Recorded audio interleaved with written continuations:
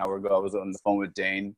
I was really drained, and as soon as I started this call, I don't know what it was. I think maybe it's because my food delivery just came, or maybe it's because I'm with you guys on this call, that I just feel really jolted with energy all of a sudden. But I have to say, since the first start of these meetings, it's been a divine guidance. Our topics have flowed with a lot of energies from you. And I encourage all of the people who have been coming here today that we keep asking you to attend these meetings. I'm going to try to make things a little bit more streamlined together with Dane. I think we're going to try to create a WhatsApp group. We tried Telegram, but I don't think many people, we didn't have too much chatter there. So we're going to move over to WhatsApp. I think that's a little bit more universal. And we're going to try starting to broadcast our the join for this link prior to. So salam, namaste, mabuhay, as we say in the Philippines. Welcome, everybody. Before we begin, as part of the solstice celebration, can I ask any one of the participants of this meeting if they would like to lead the invocation before we begin, so that we can center our energies together. If you can just unmute your microphone, and I'll wait for somebody to feel guided to say, yes, I'd like to do this. You can say a prayer, you can say a chant, you can play a video, whatever you'd like to do. Tatiana, are you up for this? I am. Can everyone hear me with my mic, just to make sure that we're coming in clear? Mm-hmm. Wonderful. Yes. Okay. Go for it.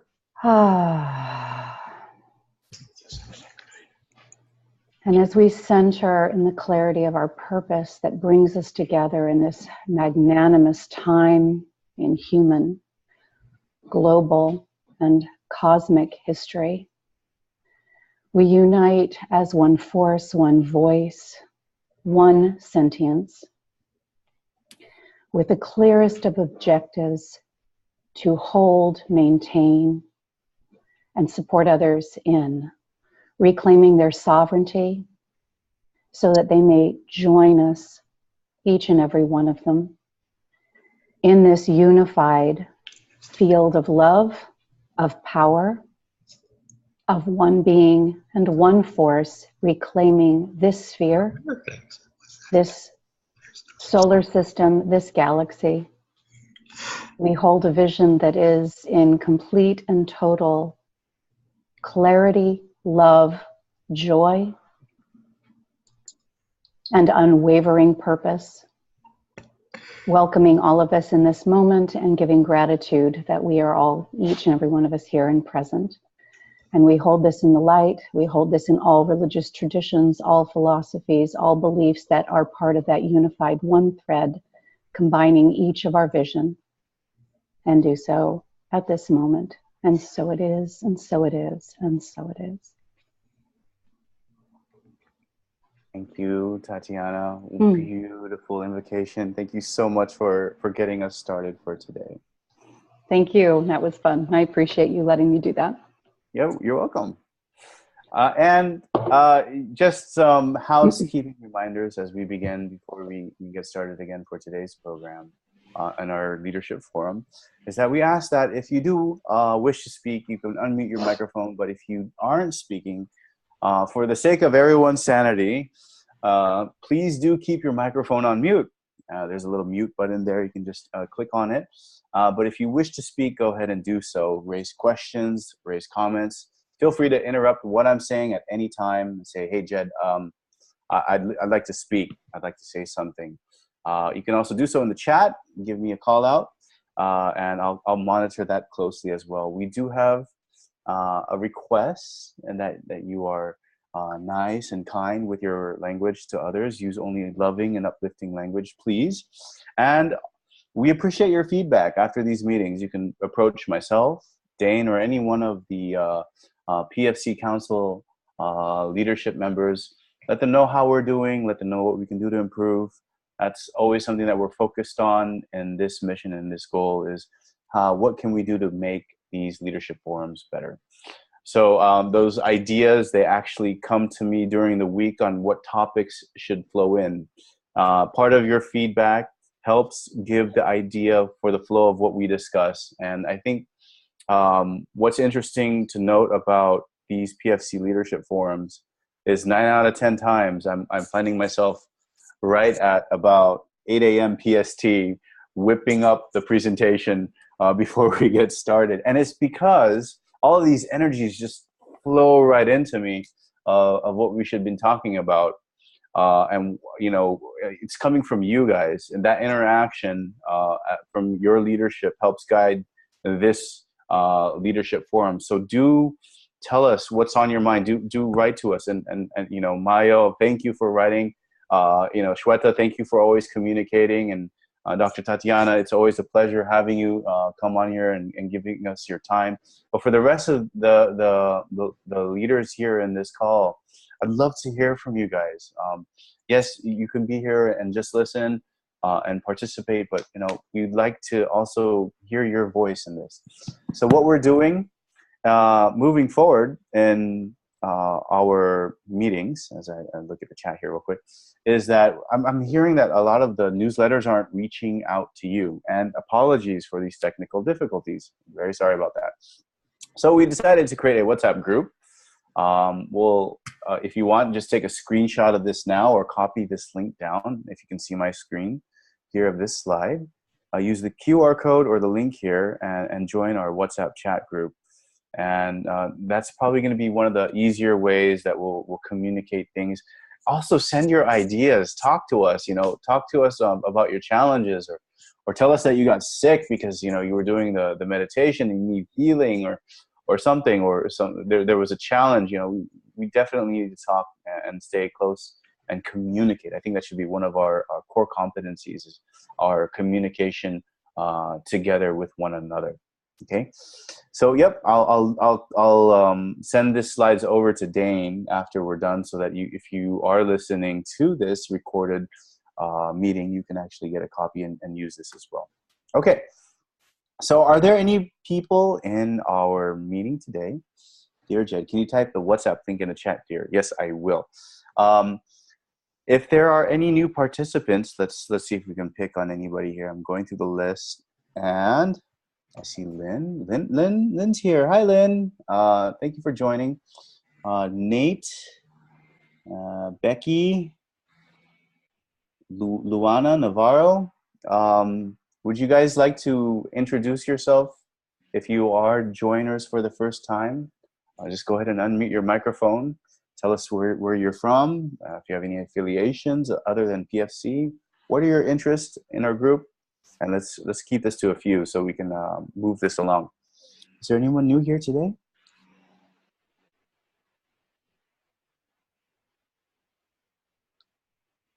Anybody new here today?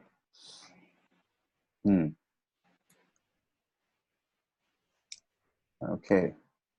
Give this a few more seconds. I'm looking through all of the videos here. If you'd like to introduce yourselves, please go ahead and unmute your microphone and just go ahead and start speaking and introduce yourselves so that we can hear you. Jed? Hi. Hi, this is Tom again. Hey. I did participate in a few meetings, like maybe 3 before this, but I only spoke with a couple of exceptions, only through the chat box. So I haven't really introduced myself, just vocally like this. So is it appropriate for me to kind of introduce myself now, because I haven't really spoken to the group as a whole? I've been going through Ascension for about 24 years now. Wow. And let's just say I've been doing a lot of transmuting of energy of the collective, which is a whole different story. But the point is, Ascension is very much very important part of my spiritual path. And I'm clear it's one of the main, the main reason I reincarnated when I did now in this lifetime is to assist the planet kind of as a midwife, as it were, with the ascension process that we're going the planetary ascension process we're all going through right now. Right. And the event, assisting with the event is very much a part of that. So I'm been very drawn to this group for a long time. What was I going to say about that? So you said that you've been doing this for 24 years. Is this like from you incarnated here from a soul group, or are you from a star system or a star seed? What would you call yourself, Tom? I've done past life regression workshop, and I've become aware of a number of my past lives here on Earth over the last few thousand years, most of which were in North America and Europe. The recent ones were in North America and Europe, and earlier ones were other cultures. But I have been told by someone who knows about this that I can't remember which, I think it was the Sirius system. I don't remember which one, but I was told by somebody who has intuitive abilities that I am a starseed from, I think, Sirius. I can't remember which system it was. But I don't remember those. I don't remember those lives. I don't have conscious memories of. The only conscious memories I have are the lives here on Earth in North America and Europe, and other places too. Does that make sense? I don't know if I'm. Yeah, it does. Yeah, so Okay. Probably you got filtered through the veil. That's cool. Yeah. Yeah. But I definitely, I've had strong intuitive abilities for many years, and I've always been drawn to anything mystical and metaphysical since I was about 12 or 13. And I've always been drawn to, keep coming back to this sort of thing. Up until recently, I didn't really know why, but it's been an important part of my life, even though I wasn't consciously aware of why or what my path was. Mm-hmm. And I used to do psychic tarot card readings for a psychic phone line many years ago. And in that part of my life, my gift is helping people identify their spiritual path and stay on their spiritual path. That's when I was working for the phone line, that's what I did was when people would have a challenge or a question, I would help them identify the spiritual lesson, what their spiritual path was and how this was a part of their spiritual path. Mm. So that's what I love doing, is helping people identify their spiritual path and helping them, do things that are going to further them on their spiritual path. That's my path, my mission in life, I guess. And how does that relate to what you're doing now? How did you come about PFC? Oh, the short answer is a few years ago, I became interested in, I belong to two different ascension support groups on Facebook, and I'm very active in both groups. And I belong to other groups in which I'm not as active, but I share a lot on two ascension support groups. Right now, there are a lot of new people who are just starting to go through ascension and are new to the process and are joining the groups. And I'm sharing with a lot of those people and dialoguing and sharing what I've experienced in my 24 years.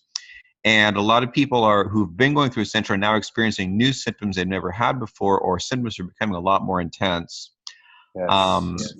For a lot of people, I'm very fortunate in the sense that I went through about 24 years of very intense symptoms, and which were debilitating at times and like that.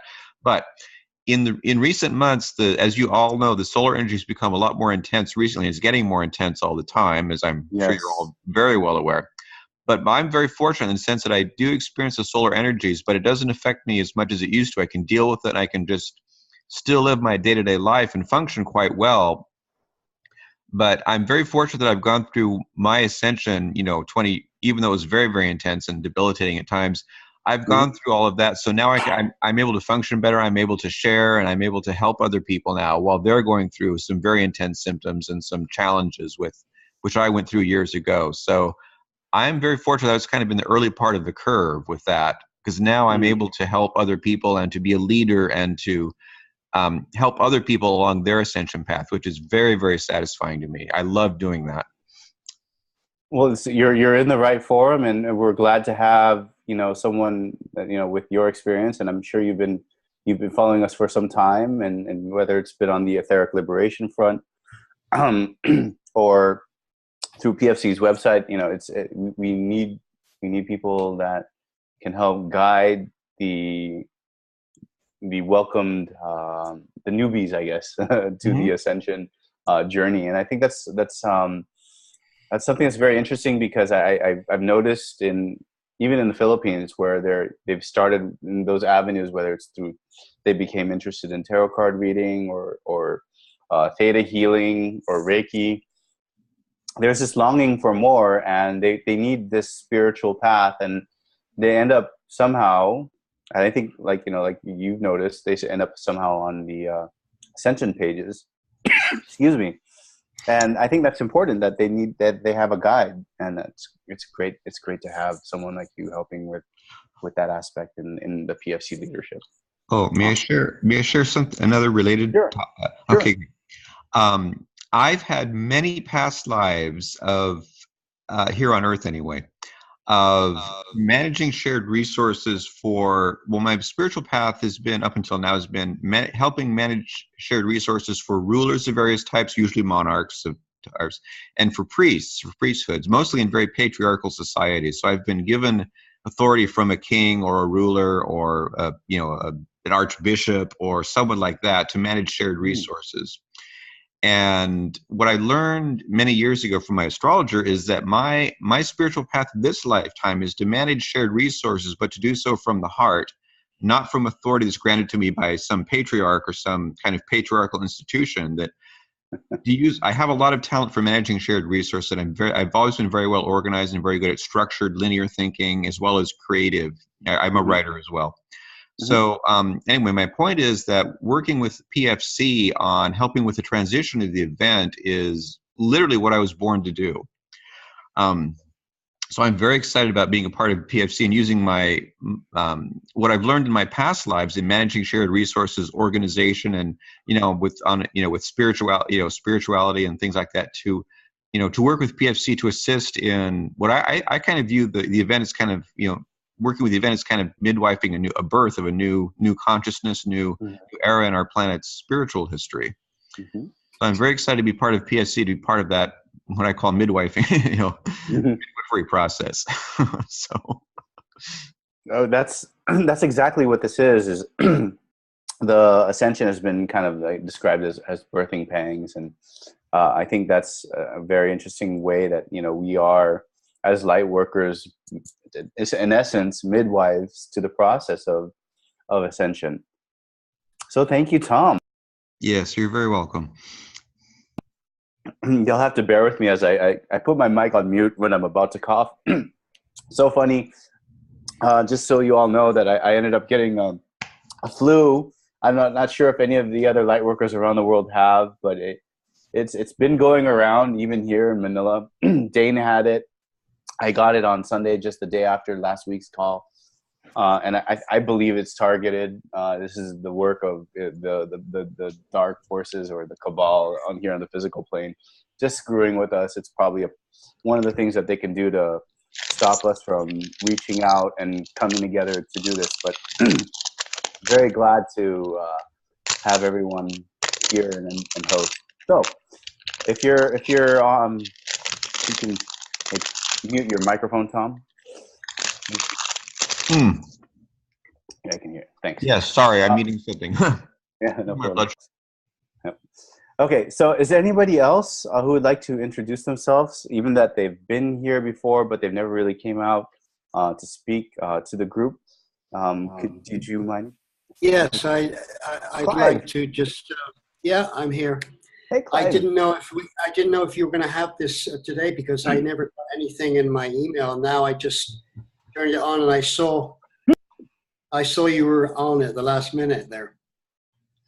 I just would like to wish everybody a Merry Christmas and a transformational New Year. I think this is going to be very heavy, this one, really.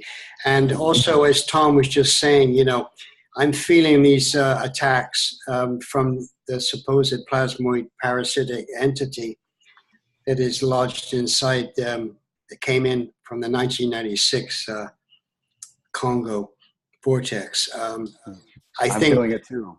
I fell off my bike and my left shoulder is in great pain. I've been doing the Command PB Stardust, but right now it feels pretty good. And I also, last week Christina was talking about Tom Palladino. Mm-hmm. I sent my picture. She sent it to him. She said he was away, but he came back yesterday. Maybe he did something as well. But anyway, I sympathize with all the light workers and light warriors because I know that there's been a tremendous amount of attacks. So I sympathize with everybody, but just keep yourselves together and have a really great time this Christmas, because it might be the last one we know as it is. I'm Right? hoping so, Clive. I'm hoping so for sure. I like that transformational New Year. Definitely looking forward to that. Well, everybody says Happy New Year. You know, we got to do something. We got to be creative. You know, we got to say different things. You know, just to keep people interested. You know, it's always to be creative, no matter what. You know, have to be more interested all the time. You know, but I wanted to ask Dane. Dane, did you get that music file I sent you? An Easter card? No, I sent you a music file.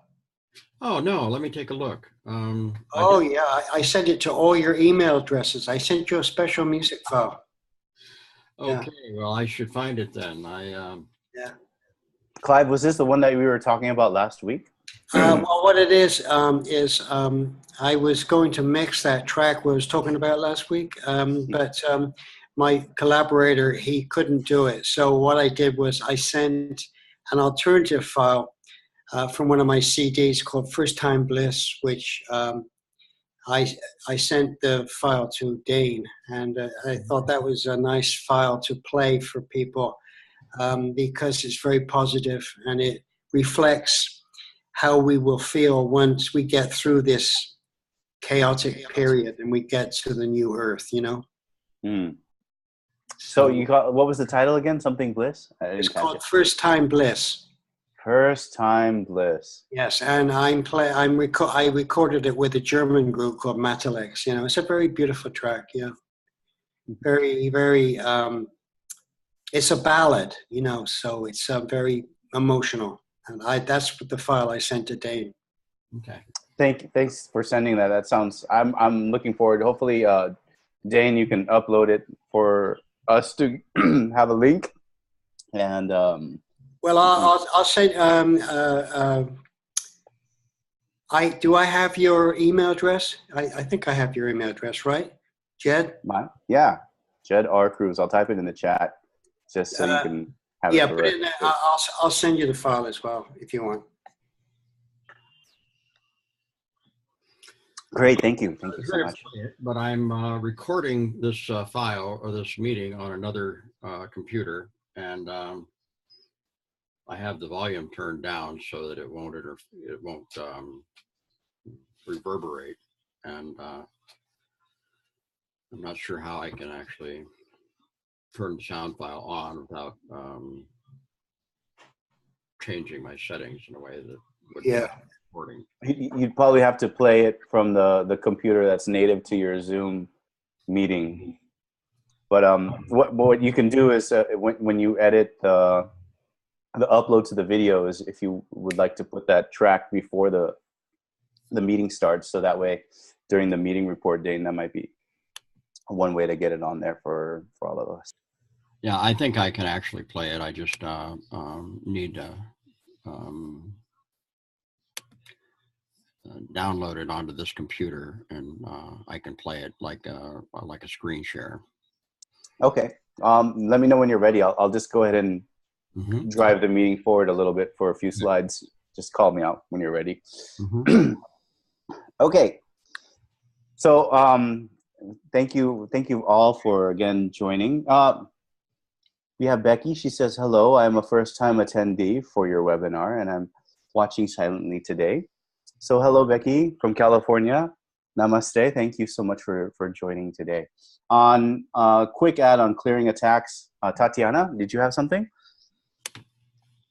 I do. I really enjoyed re-listening to last week's call and some of the things that Ada and Lynn had said. And Lynn was talking about how creatively some of these attacks could be affecting each of us personally. Of course, it's going to be personal, right? It's going to be our family members. I think there was some humor around a cat and traffic and Christmas time. We know that a lot of people get really insane, but I think that the emphasis, the last time I had a brief amount of time to speak on using our tools, some ideas just came through for me that just reiterated again from using the stones that we are all familiar with. I believe that Lynn had mentioned having a hematite. It has come through in threes that we really should have grounding stones on our bodies and that we carry around with us. But one of the easiest things to do that a lot of us don't think about, especially now that it's winter here in the Northern Hemisphere, and I have a great little video that I could attach to the chat if that is appropriate, is to go outside and ground. We don't really give full acknowledgement to the fact that we are sentient earth beings and that our bodies are, again, made of that terra firma, and that if we do not take that electromagnetic discordant energy that we are constantly being bombarded with, both by our smart meters and our phones and our servers and scalar waves, and go outside and get into a clear pattern of breath work in the same manner that we do when we're doing these cumulative meditations, where we're bringing that energy down through crown chakra down into the core of the earth, and then bringing it up from the core of the earth out through crown chakra to the central sun, and giving ourselves about 20 minutes of bare feet on the soil without the rubber interface or any of the other synthetics that are built into our shoes. We can let go of so much discordant energy and so much attack in that breath. And if we're really having an emergency, I don't know if it's been introduced in the past calls. I've never heard it when I've listened in. But if everyone's familiar with the Kadosh, it is a statement that is made that is kind of a powerful biblical Keys of Enoch, Book of Enoch, calling in from the highest sources through a Jewish or otherwise a Hebrew tradition of statements, which is Kadosh, Kadosh, Kadosh, Adonai Sabaoth. I actually had my 3-year-old grandson being attacked with me just a few days ago, and it was so clear, and he is very intuitive. He could see what was in the room, and it clears the room immediately if you need those extra big guns. So I just want to remind everybody, yes, tachyon chambers, great. Stones, great, but standing in a clear sovereign will and purpose on the earth and calling that into something that I think we should not neglect to avail ourselves of. Tatiana, could I ask you something? Absolutely. You were talking about stones for grounding. Yes. I just got a black obsidian, and I also got a garnet. And I have tiger's eye. Are those good stones too? They're phenomenal stones. Yes, they're all great stones. I have a background in Christology, and you picked very, very well. I just know hematite are easy to come by, so that was one of the ones Lynn suggested on last week's leadership call. Yeah, well, I just there was a book that Cobra recommended when he was doing the Japanese interview. Did you read that? I'm familiar with it, yes. Yeah, he recommended this book called The Crystal Stair by Eric Klein.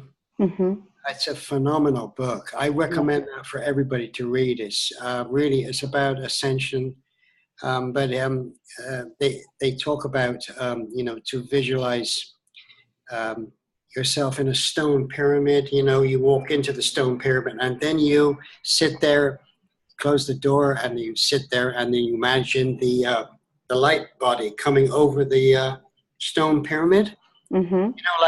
So you're in a Merkaba, let's say. The tetrahedron. In the middle of the tetrahedron, the pyramid upside pyramid going one way, and the downside pyramid going the other way. So you're in that Merkaba. You can travel anywhere, and so you travel to this beautiful South Pacific island of love, and you step out of the stone pyramid and you walk to the beach, and you start off with a crystal clear pebbles. You can lie in the water, or you can lie on top of the stones. Then it goes to a black obsidian beach, and then you go on from there to a garnet beach, and then you go on from there to the solar plexus, which is citron. And then you go to the next beach, which is the heart, which is a rose quartz. Then you go to the throat chakra, which is lapis lazuli.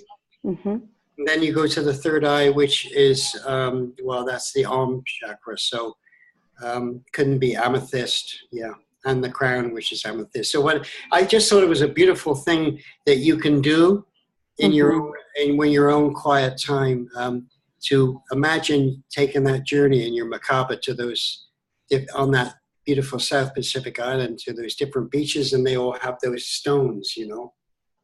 Absolutely. There's no question our stones are being underutilized right now. I believe there was a recent statement on one of the YouTube videos that I was watching from someone in the know that if we understood truly the power of crystals, the resistance would be over. If we could just project our sovereignty into those. And I'm going through this period where I'm collecting and studying stones and crystals, right? Because I'm going to write a chapter in my new book about crystals and stones. So I'm collecting them, and I got a huge collection now. It's really exciting. That is absolutely wonderful. And just to add to that, Clive, let's not forget to go outside and get bare feet so that our K1s, kidney one on the ground. Absolutely. I totally agree with you. Yeah. Okay. Well, I didn't want to take a lot of time, Dane and Jed. Thank you for letting me make that statement. Sometimes we just need a knock on the back of the head to say, remember what you've already learned. You don't need to be suffering and running around trying to keep up with the pace that has been demanded of you by your own limited perception. Go outside and get connected with the earth again. She is definitely trying to bring in the field, working with us and for us, and sometimes we just need to be in receptivity. Well, I can play that file, that sound file that Clive wanted to share with us. Is everybody ready for that? Beautiful. Sure. Yes, beautiful. Okay, let's go.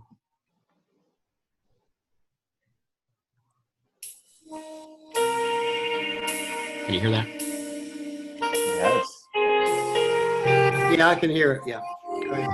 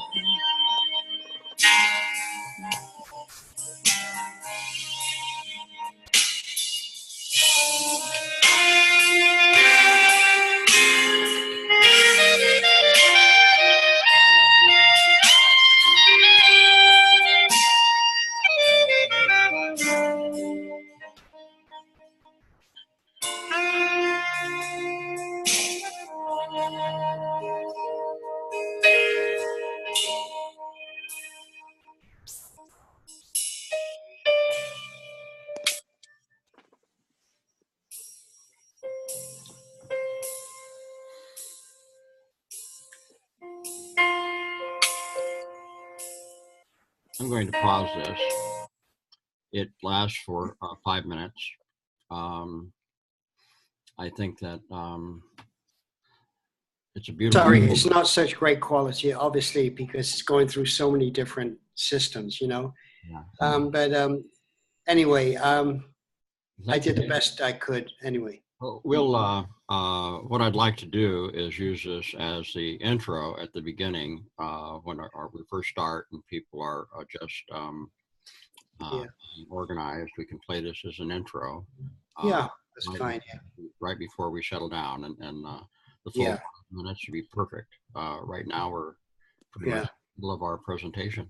Yeah. Okay. God bless. Yeah. We'll do that next Thank time. you so much, Clive. That was beautiful. Absolutely. Absolutely beautiful. Absolutely. Thank you very much, Jed. I'll send you a copy as well by email, okay? Cool. Cool. All right, okay. Thank you. Thank you.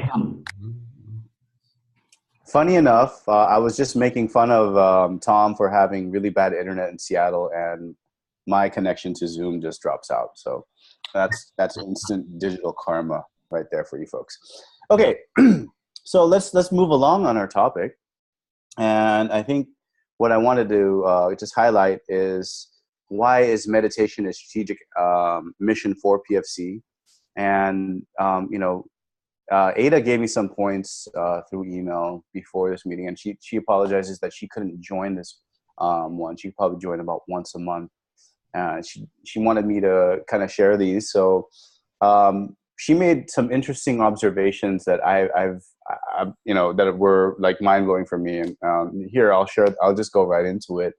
So PFC actually understands that the resistance movement, or the light forces, whether they're above ground or underneath the surface of the earth, that they're observing the surface population. And what are they watching? Well, but basically they're looking at our capabilities, and in their assessment of our capabilities, they want to know and determine how much can we as humanity be relied upon during the time of the event. It's assessing things in terms of a standpoint of how fast they can move things along without us having too much adverse reaction to the transition, I'm assuming. But when the meditations came up as an idea, and Ada mentioned last week, she gets downloads from Saint Germain. So I'm assuming that her guidance has probably said, or maybe she's spoken with Cobra. I'm not sure where she gets this intel, but she said that the RM almost gave up on the surface population in terms of using mass meditation, but they were taking it back this year. This year has been a turning point for the ground forces, for us, and the efforts that we've been doing. Here's someone that wants to speak. Does somebody want to say something to this point, Dane? Or is that you just moving your mic around? Okay, you're just moving your mic around. Jed, Yeah. can you hear me? Ellen, yes. I'm sorry. Oh my gosh, you were supposed to speak after the thing. Yeah. What's up, Ellen? Okay, I just wanted to share something concerning stones and crystals. I Mhm. did a shamanic journey this week for someone who was having health issues, and it ended up we were in a dome in like a mountain cliff behind this huge waterfall, that you could hear the sound, and that's all you could hear of the water. And the dome, it was stone, and then it started changing. It was amethyst, it turned to rose quartz, it turned to that dark green stone that has the red specks in that they say it's Christ's blood stone, and it was aquamarine and different other colors. And apparently what the person I was doing the journey for needed. It was just the coolest thing I ever saw. So apparently stones and crystals are very, very, very important for us and for healing. That's all I wanted to share. Would you say that they're also important for us in terms of protective wards against Absolutely. these attacks? Yes, Have absolutely. you used any of them? I know hematite is the number one thing that comes up, but are there ones that you keep personally? I have obsidian and hematite. I'm drawn to I can't even say it right. It's the really dark stone, the lapis lazuli or something. I can't pronounce it. Rose quartz I have around me, and I also have Himalayan salt lamp in my room. And I have some stones hanging in this little bag by my head of my bed.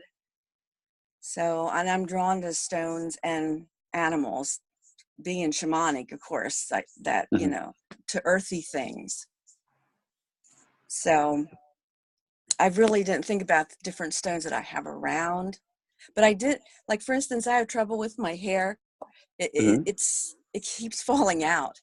And I asked my guides, what can I use for my hair, right? I know there's some natural solution for this. And they told me granite.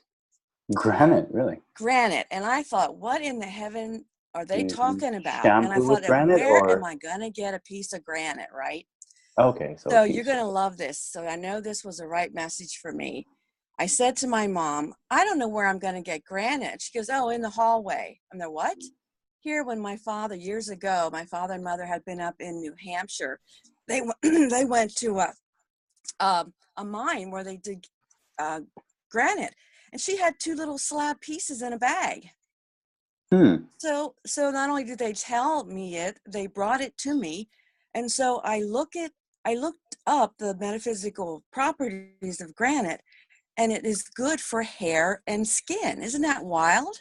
That's interesting. Now So I what have to happened? figure out how to use it though. That's what Oh, I okay. have hanging in my bag, okay, at the head of my bed. I don't know if I'm supposed to grind some of it up, and massage it into my scalp or what, but I'm sure I'll get, directions to it. But apparently the natural elements, Mhm. even for instance, I had some other condition. I said, what can I use for it? Oh, a rash on my foot. And I said, what can I put on it? And they told me tar. And I said, what are you talking about, tar?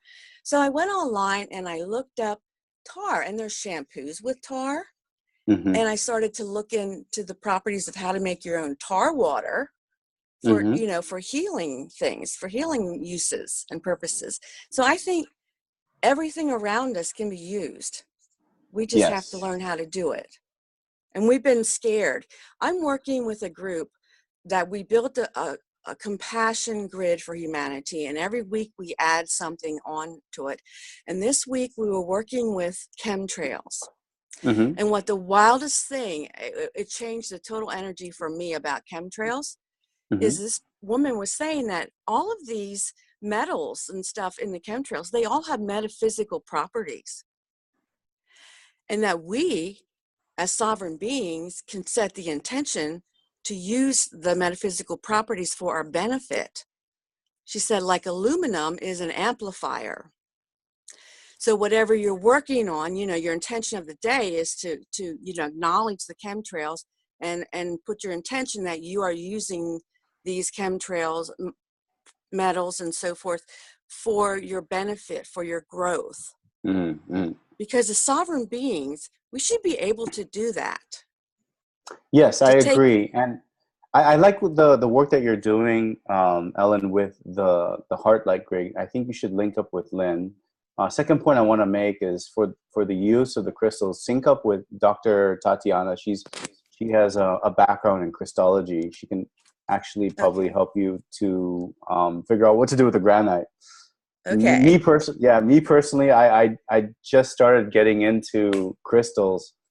It was difficult because I was single for a little while, and girls would come over to my place and they'd be like, what do you have crystals for? And very, very difficult for me to explain it, like, okay, I'm a crystal guy, Right, weird. right. So, but I actually, I appreciate that, the wording properties. I think there have been ones that help balance me out a little bit more than others. So interesting dream that you mentioned about the earlier one that you talked about.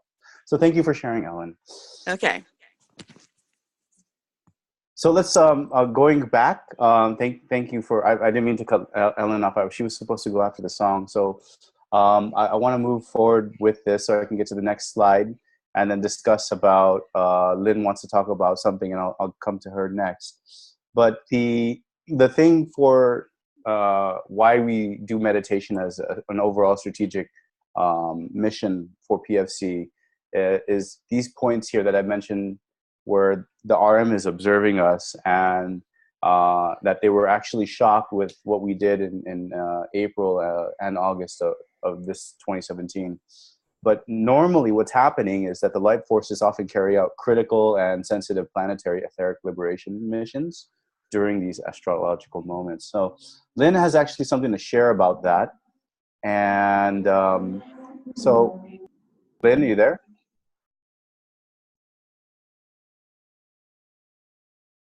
Lynn, are you there? Hi, Lynn. Can you hear me? Lynn? Lynn is here, but I don't know Yeah, where. I don't know where either. I think she's on mute. Can you hear me? I can hear you. Okay. I hear you. Oh, there you go. I was Unmuted. on mute, sorry. It's cool. Good morning, everybody. Welcome to this meeting. I just want to share a little solstice story with you. I attended a group meditation on the solstice. Actually, I did 2 meditations. I did one for PFC at the time that we were given, and then I did one in the evening with a new group to me. I was invited by someone I have met within the last couple of months. And it was just a really magical experience. This house is amazing. It's owned by an artist who has decorated every room with his art. There isn't a blank space on his walls. And he has a library that he has completely painted floor to ceiling, including the furniture. That's just little aside caveat. That wasn't what I was going to tell you about, but they had a circle in the room where we sat. Mm-hmm. And they had a cauldron in the middle and with a candle lit. I mean, we got to be careful in California with fire. Right. So anyway, this chalice-like stone cauldron was in the middle. It had a lit candle, and we each threw in something that we wanted to get rid of that was left over from this year. And we wrote it down and we put it in the cauldron, and this man was going to burn it at the end, you know, later in a safe place. And then we also wrote down what we wanted more of for 2018. And one interesting thing that happened during this event, when we walked in and we had this centerpiece with the chalice, and there were rose petals and there were stones, and it was in a circle. And when I was looking for a seat, there was probably at least 35 people there. When I was looking for a seat, my foot hit one of the stones that was actually buried underneath these rose petals. And at some point during our ceremony, we were asked to go pick up a stone if we felt like it. Well, I picked up the stone that I had kicked with my foot. And interestingly enough, you know, we were given the stone to take home, and it's just a regular rock. You know, it could be granite. Mm-hmm. And I noticed that it fits my hand perfectly. I mean, even the little crevices in this rock, it comfortably fits my hand. And I'm going to put it on my altar, and I'm going to use it as a power object.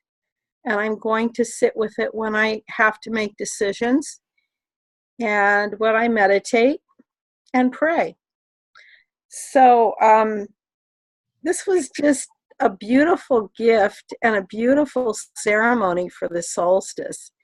And I just wanted to share it with all of you. This is something simple that we can even do ourselves or with a group of our friends, looking towards the new year.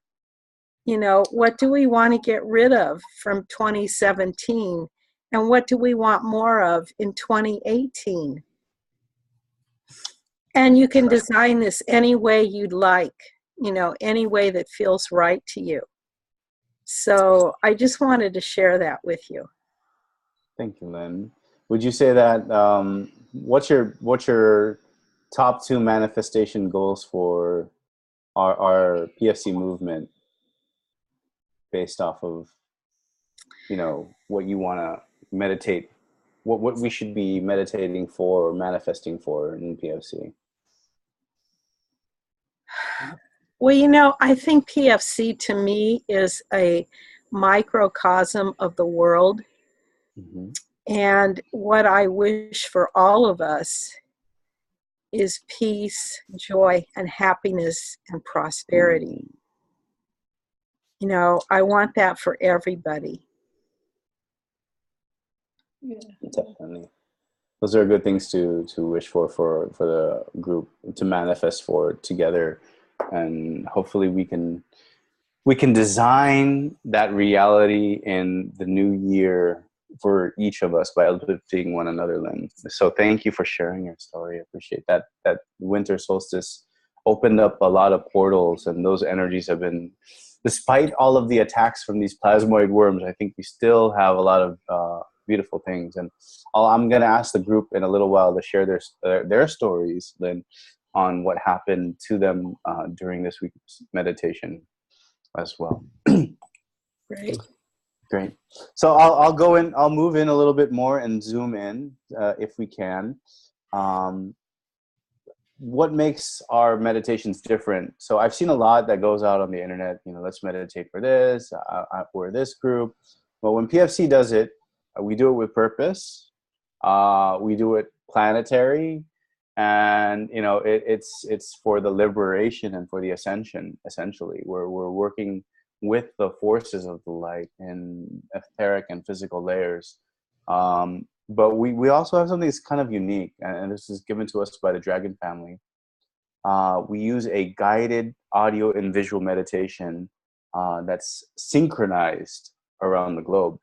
And when we do that, when we look at these YouTube videos, we hear the same audio, we see the same visual, we are following the same guidance all together. And Ada said that this amplifies the signal that we send out to the universe, and it makes our intent coherent. I needed to highlight this because when we're doing this on a planetary scale, the objective is to get mass participation, right? But when we participate all together in a universal way that we are doing it in PFC, it's going to drive and deliver a more coherent signal into the universe when we anchor in the light together. So the call out and the action needed from the PFC members, and we've been talking about this since day one, is the languages. Now, Ada, Dane, myself, or Lynn, if you Ada has made herself the point contact, and I'll put the email here, but we need languages. So if we do have another call out for the next planetary meditation, can you help us do the translation? So far, we have about 18 languages, and we'd like to have more done as well. Okay, so what's the report from the solstice meditation? And we're going to go into what happened next. Thank you, Yannick. If you speak Danish, please do help. Ada O. Shaw is the person that you want to reach at gmail.com. What she needs is somebody to do an audio over, so in the language that you speak, so you can do it in Danish, and then send the text, and then her team will compile the video together. And we also need help with translating some of the sites that we're going to be doing. You can work with Dane on that as well. There's also the planetary meditation report. Now, the portal hasn't closed. That's closing on 26th December. So we're not sure if critical mass was reached. I personally feel that it might have been, but I'm anticipating what Cobra and others have to say about it still, and I haven't really gotten too much intel. And as I mentioned, the video was translated into about 18 languages, and we had about 14 days to plan. So in the last couple meditations for August, as well as the, I think it was the spring equinox meditation, the one we did for the Congo last year, that had only 6 days of runway time. So I know that the plasmoid entity has been, its little baby worms have been going after us like crazy, and it's been probably really hard for some of us. For me, it was difficult to cut through a lot. But I wanted to make call outs to everybody here listening today to do a kind of country report. And this is a template. I'm just using the Philippines because I do participate from here, and I do ask members from the Philippines. We have about 250 people from the Philippines who were invited to do the planetary meditation. Now, if you look at this slide, what this essentially is, it's a template for you to send over to us so that we can include it into this report for the Winter Solstice 2017 meditation report. So if you're from a specific country, say the United States, you can actually say, well, like if you're in the US, I want to do it for my state. I asked 20 people to join, 10 of them joined, and this was some of their feedback. Tonette said that she had a dream right about 4 a.m. thereafter. 4 a.m. our time would have been maybe about 4 hours after the meditation, 5 hours, and that she dreamt of people reaching out to her saying that critical mass had been reached. And so she had an interesting experience with her dream after her interaction with the meditation. Sunny said that the energies were very strong, and he had a lot of attacks as well, or some of them, and he could hardly sleep. I think I could barely sleep that night after the meditation myself personally. I think there's a really intense battle in the etheric layer, and during my meditation, for me personally, I had a hard time trying to just anchor in the galactic central sun's light. I didn't know what was going on. I went over to my crystals by my bed and I said, please help me try to anchor in some light. So I try to do the meditation from that point in my room on. But if you see the slide, I hope that you guys can send it in, and so that we can feature this in the PFC report. I don't want just the Philippines to be the only slide that we have. So make one or two. Tell us what happened. Share some experiences from other people in your area. And this is part of being a PFC leader, is that we hope that you can reach out to us and do this. I'll compile the slides into the master slides here. And you can send your report to me at jedarcruz@gmail.com if you can. This should only take maybe about 10 minutes to do. Highlight, who did some stuff. If you have some snippets from Facebook, just go ahead and copy paste them onto a slide. And put it on their country, state, city, wherever you're participating from in the world for PFC. Tell us your story, just like Lynn did. You can type it out there, and we'd like this meditation report to be very much more coherent. So I expect more slides out of this report. Let's take a look at the chat. Let's see if there's anybody here. Okay. All right. Thank you, Shweta. Yes. She said that her heart was pulsating abnormally during the meditation and had a feeling of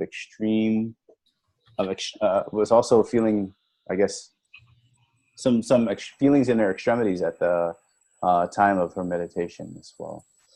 So tell us, I'm going to turn the floor over to the group before we go into the regional structure part of this program of our leadership forum. Is there anybody who would like to share their experience during the winter solstice meditation? Jed. Hello, Jed. Hi, Shweta. Hi. I just want to add, I'm fine.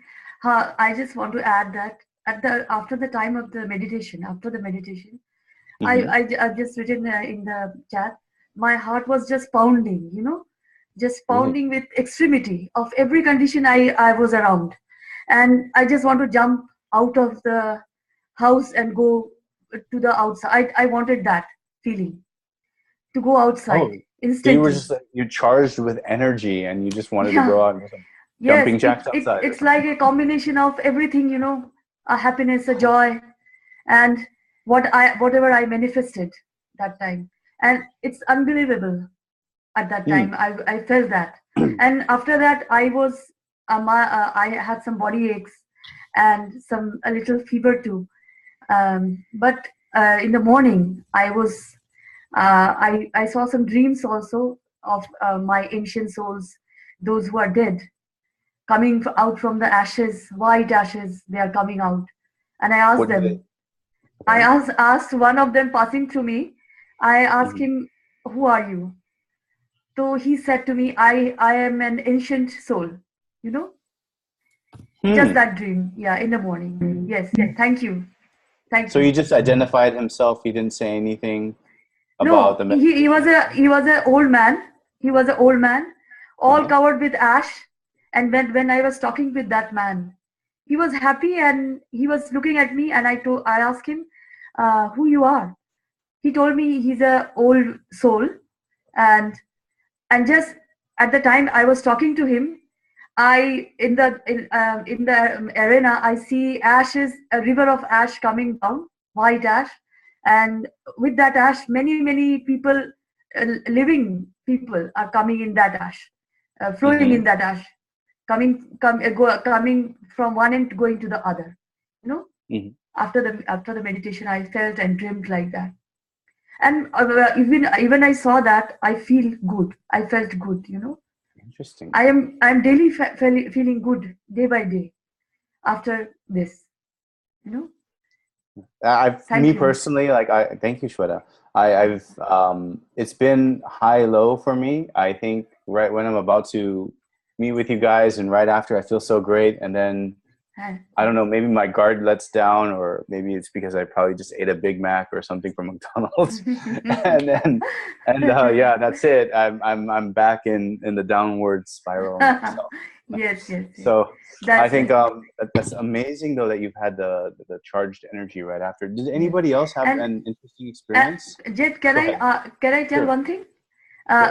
During this time of the transition, of course, it's hard, very hard to let go everything. But we have to let go. You know, Mm. I suggest one thing if anybody tries, it's a getting out, rid of the worms and all the plasma bodies in black entities in our body. You can make a saline solution with sea salt and add some ash of borax, borax or turmeric. Make an ash of turmeric and put it in the saline solution and let it sediment.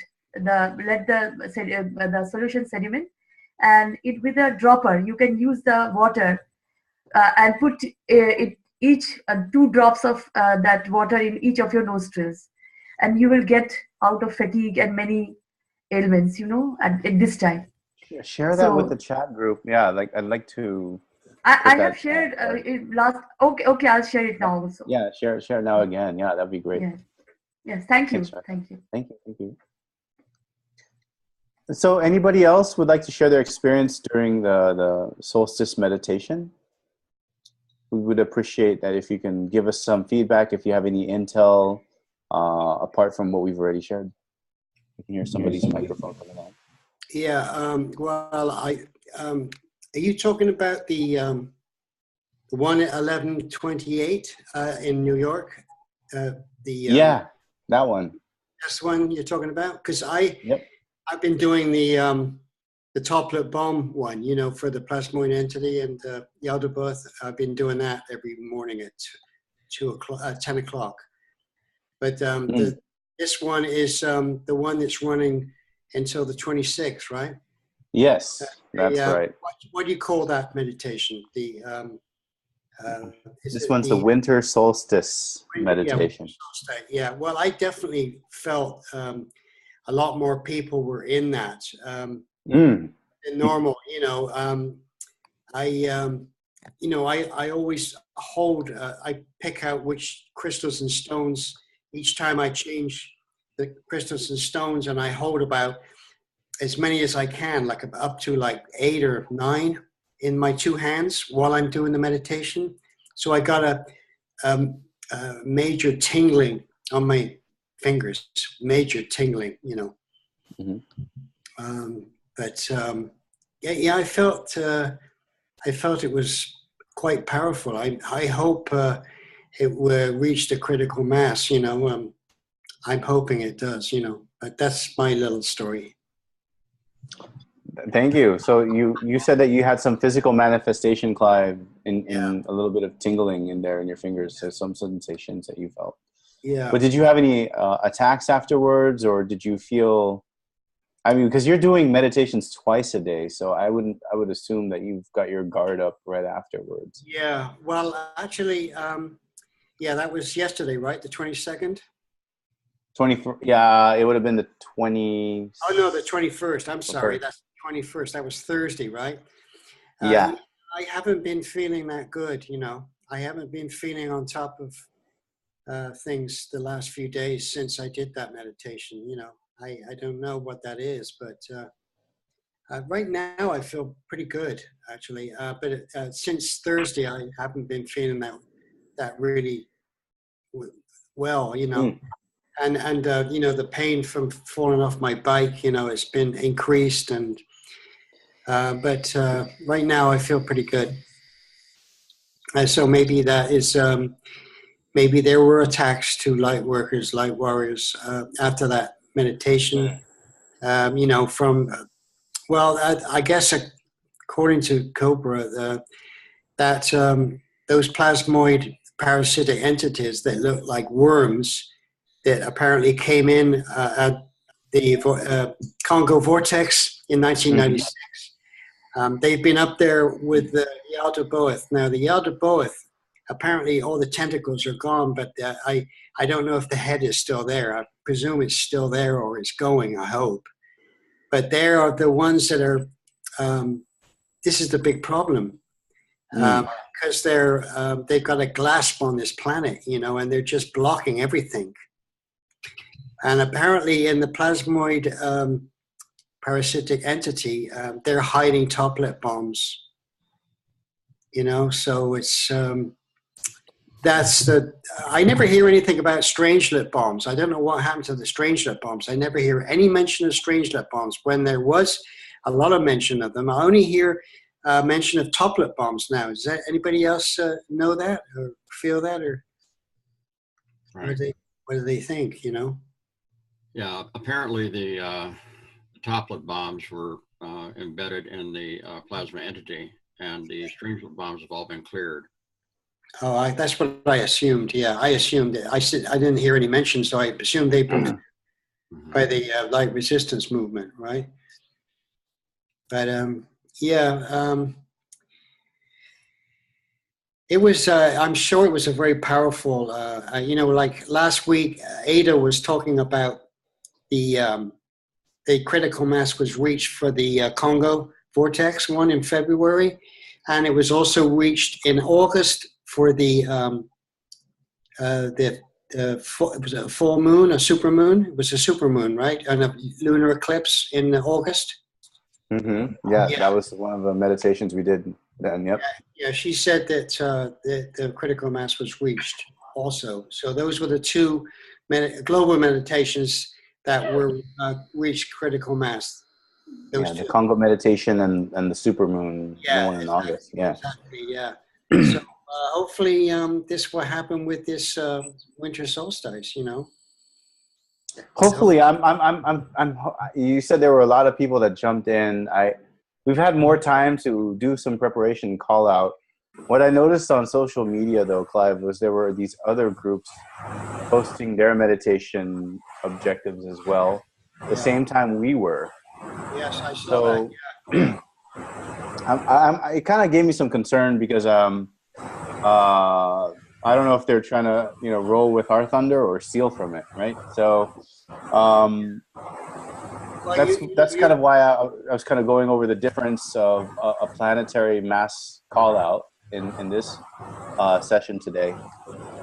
Yeah, that is a potential problem, because like I noticed there were several other global meditations for the solstice. So unfortunately, it's too bad that it can't be just concentrated in one major global meditation.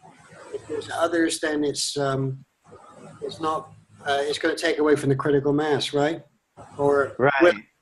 I think that's exactly the point of the call out for our strategic focus is that Well, when we do call it out, it's important. We don't want to have to take time out of everyone's day to do it. We believe that your own intentions of your own life and your own meditation should be done for yourself on a free will basis.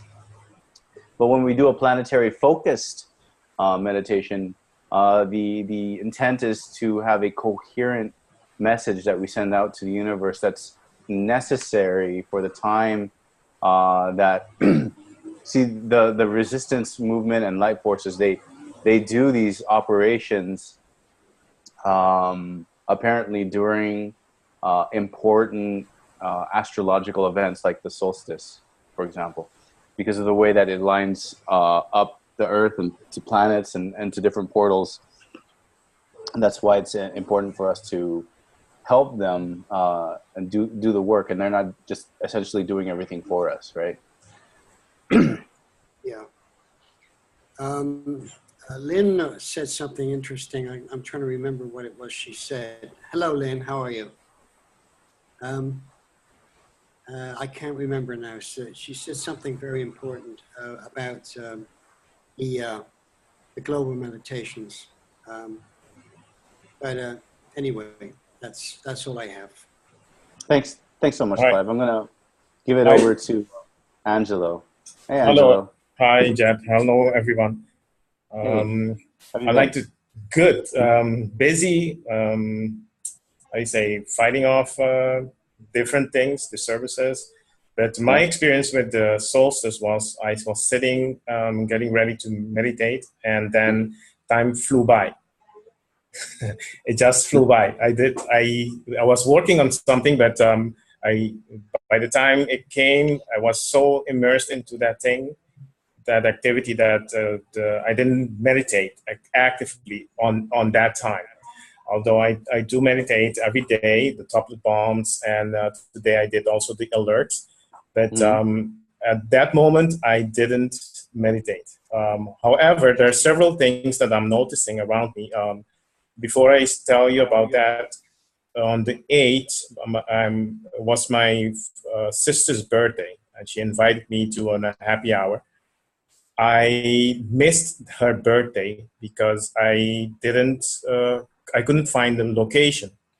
The thing is that if I spent a little bit more time in looking at on where the address was, I would have found it. I would have known. I know the place and so forth. It's just that the operating organization changed. So they changed the name from one to Tango to something else, and I couldn't find the location. Nobody could help me with that too. So I assume that is a disturbance. So I might not either needed to be there, or something didn't want me there.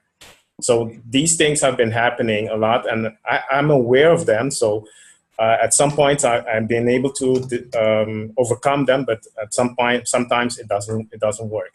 But one of the things also I noticed is that, for instance, I have a little dog. All of a sudden, she's all very happy, and she puts all her toys around me for me to play with her all the time. And today I found a message from, I don't know if you all know Kambamur Taigeta. He has been posting a lot of messages about what is going on. It's very similar. He seems to be a Pleiadian as well. And he posted today that it's actually an event watch type of message. He posted some signs that we should be alert of in terms of gauging what is coming, or when the event is happening. And he says, in general, that we should look at nature. You will see the animals reacting to it in many ways. And in a sense, my dogs are also becoming different. I'm very tied into. I love animals. I love my dogs. So I notice their change in their attitudes and so forth. And So that's something I noticed. The energy is different. It's much more powerful in terms of victory to the light, and it's we are moving ahead. I notice also, I'm aware that the Yaldabaoth, they were working on the head. I see that Gertrude is saying that it has gone. So I don't know to what stage it is right now, but they've been working on the head. The one thing I haven't received any confirmation about is a toplet bomb. As the Dane mentioned, the stranglet bombs have been removed, all of them, a while ago. But the toplet bombs, I have not seen any confirmation about that yet. That bomb is the most critical one because it can annihilate anything in the universe. So you're saying that you haven't received any intel on the toplet bomb, and Clive is saying he hasn't received any intel on the strangelet. Dan, do you want to clear up some of that for us? No, what I'm saying is that the strangelet has been removed a long time ago. Oh, okay. I received confirmation about that. Cobra has mentioned it several times, but the toplet bombs, he mentioned they're still working on that, and that that is up to the latest. I haven't received any intel on that. Yes. I haven't seen any intel on that. But one of the things I've seen is a lot of intervention by the Galactics. There's a lot more UFO sightings. So those sort of things. People are recording also the cloaked ones. They seems to be even though they are cloaked, the clouds give their form away. So you can. There was something really big over LA, Los Angeles in the US just I think yesterday. That was actually identified as launch SpaceX launch. SpaceX?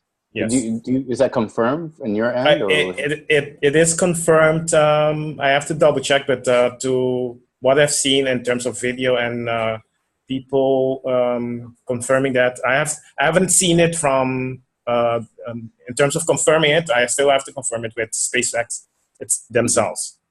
So, but I've seen people mentioning credible people mentioning that it's from SpaceX launch. Yeah. Okay. It just felt like that just happened right after the solstice. I thought, it was a little bit more of a display, but there were also other photos, I think, of UFOs, and there were some on Facebook where they did time-lapsed photography of the sky, and you can actually see the different movements and what looked like intelligent patterns. And then, of course, the Pentagon.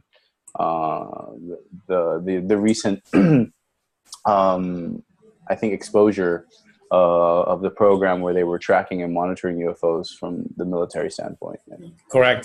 Disclosure is also from the Pentagon. I've seen that that's very credible. It's coming from different sources from the Pentagon, from the government. And yes, go ahead, Carter. No, it's okay. Go ahead, Gertrude. It's okay. Go ahead. She went on mute. Okay. See, she went on mute. I'm posting a link of Kuba Moore, him stating what we need to be aware of. And also that an operational, he's stating actually operational activities that are going on right now. Then has a mic on. Hello. Yeah. So one of the operational successes he's mentioning that there was a bomb placed to go off during the Christmas time in Trump Tower. That was diffused. So there are things like that being diffused by the Galactics. Many of these small little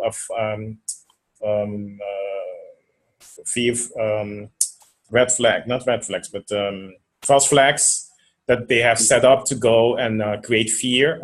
They are diffusing those things as well. How about in your area, in the Caribbean? Is there anything from I haven't seen anything from here. The way I see things is that, for instance, people are becoming aware and not knowing what's going on. We have a group that is informing the people. They are catching them, and I don't know to what extent that is going on. But we have, for instance, I haven't experienced a UFO as clear as the pictures will show it, but I've seen the clouds. There are clouds that are quite peculiar, and I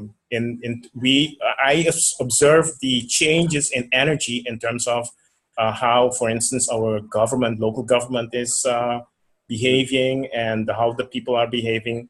I have a little dog here that's asking for my attention. Yeah, you know, it's funny because those little observations make a lot of sense. Like some of those signs, like one of my friends here in the Philippines, he showed me right after we did the meditation that he saw a rainbow, and to him that meant that the meditation was a success. That's what spoke out to him. So if you use animals as a guide to gauge in your area, I think that's also interesting to do. That's an interesting technique.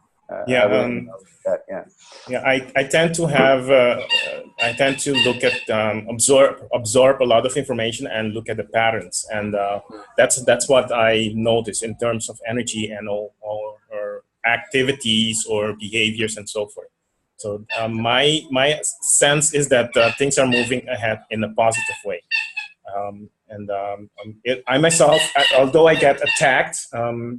I wasn't too there here and there like you. Also, there's ups and downs, but I still feel strong in being able to identify the attack and then address it.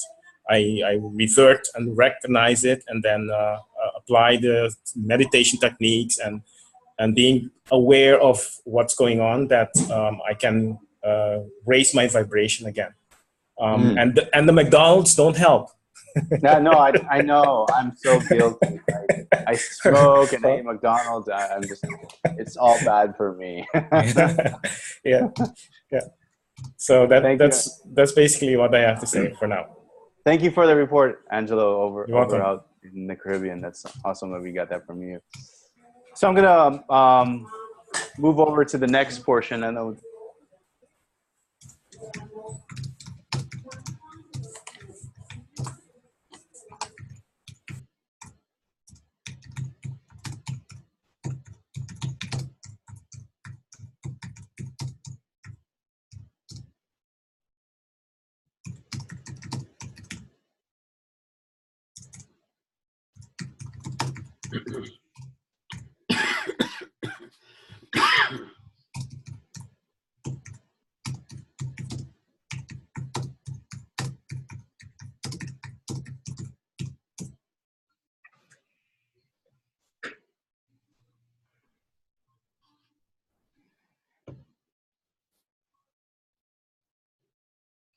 That was quite a drum solo.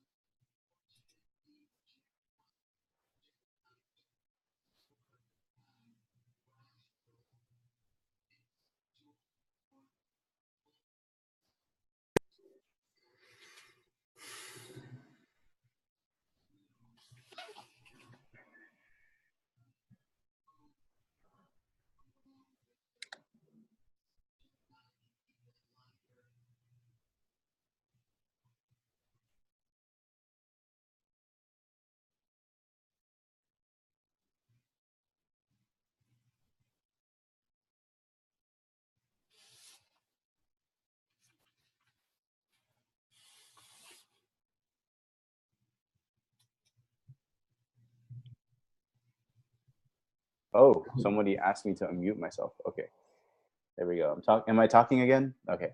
So I was just saying, if Joy and Danielle and Krista don't show up to the first meeting, please do volunteer to host the North American English call for this. This will be on January 14th. So I'm going to peg this as January 14th. One second. Let me just get out of this here. And I'm going to put this Jan 14, 2018, first call. Okay. So again, requirements, please do submit this over to myself and Dane so we can trumpet up what you're going to do. We'll also need your agenda for the North American call on the 18th. Okay. So Angelo's here. Is Christina here? Christina, are you here with us? Let me check. No, Krista's here, but not Christina. Hey, Krista, are you here? Yes, I am. You are? Okay. Are you ready to do that on the I didn't 14th? hear you. You must have been on mute, so I didn't hear anything that you said. Oh, gee. So on our first call for the North American region, we're targeting it to have and start in January 2018.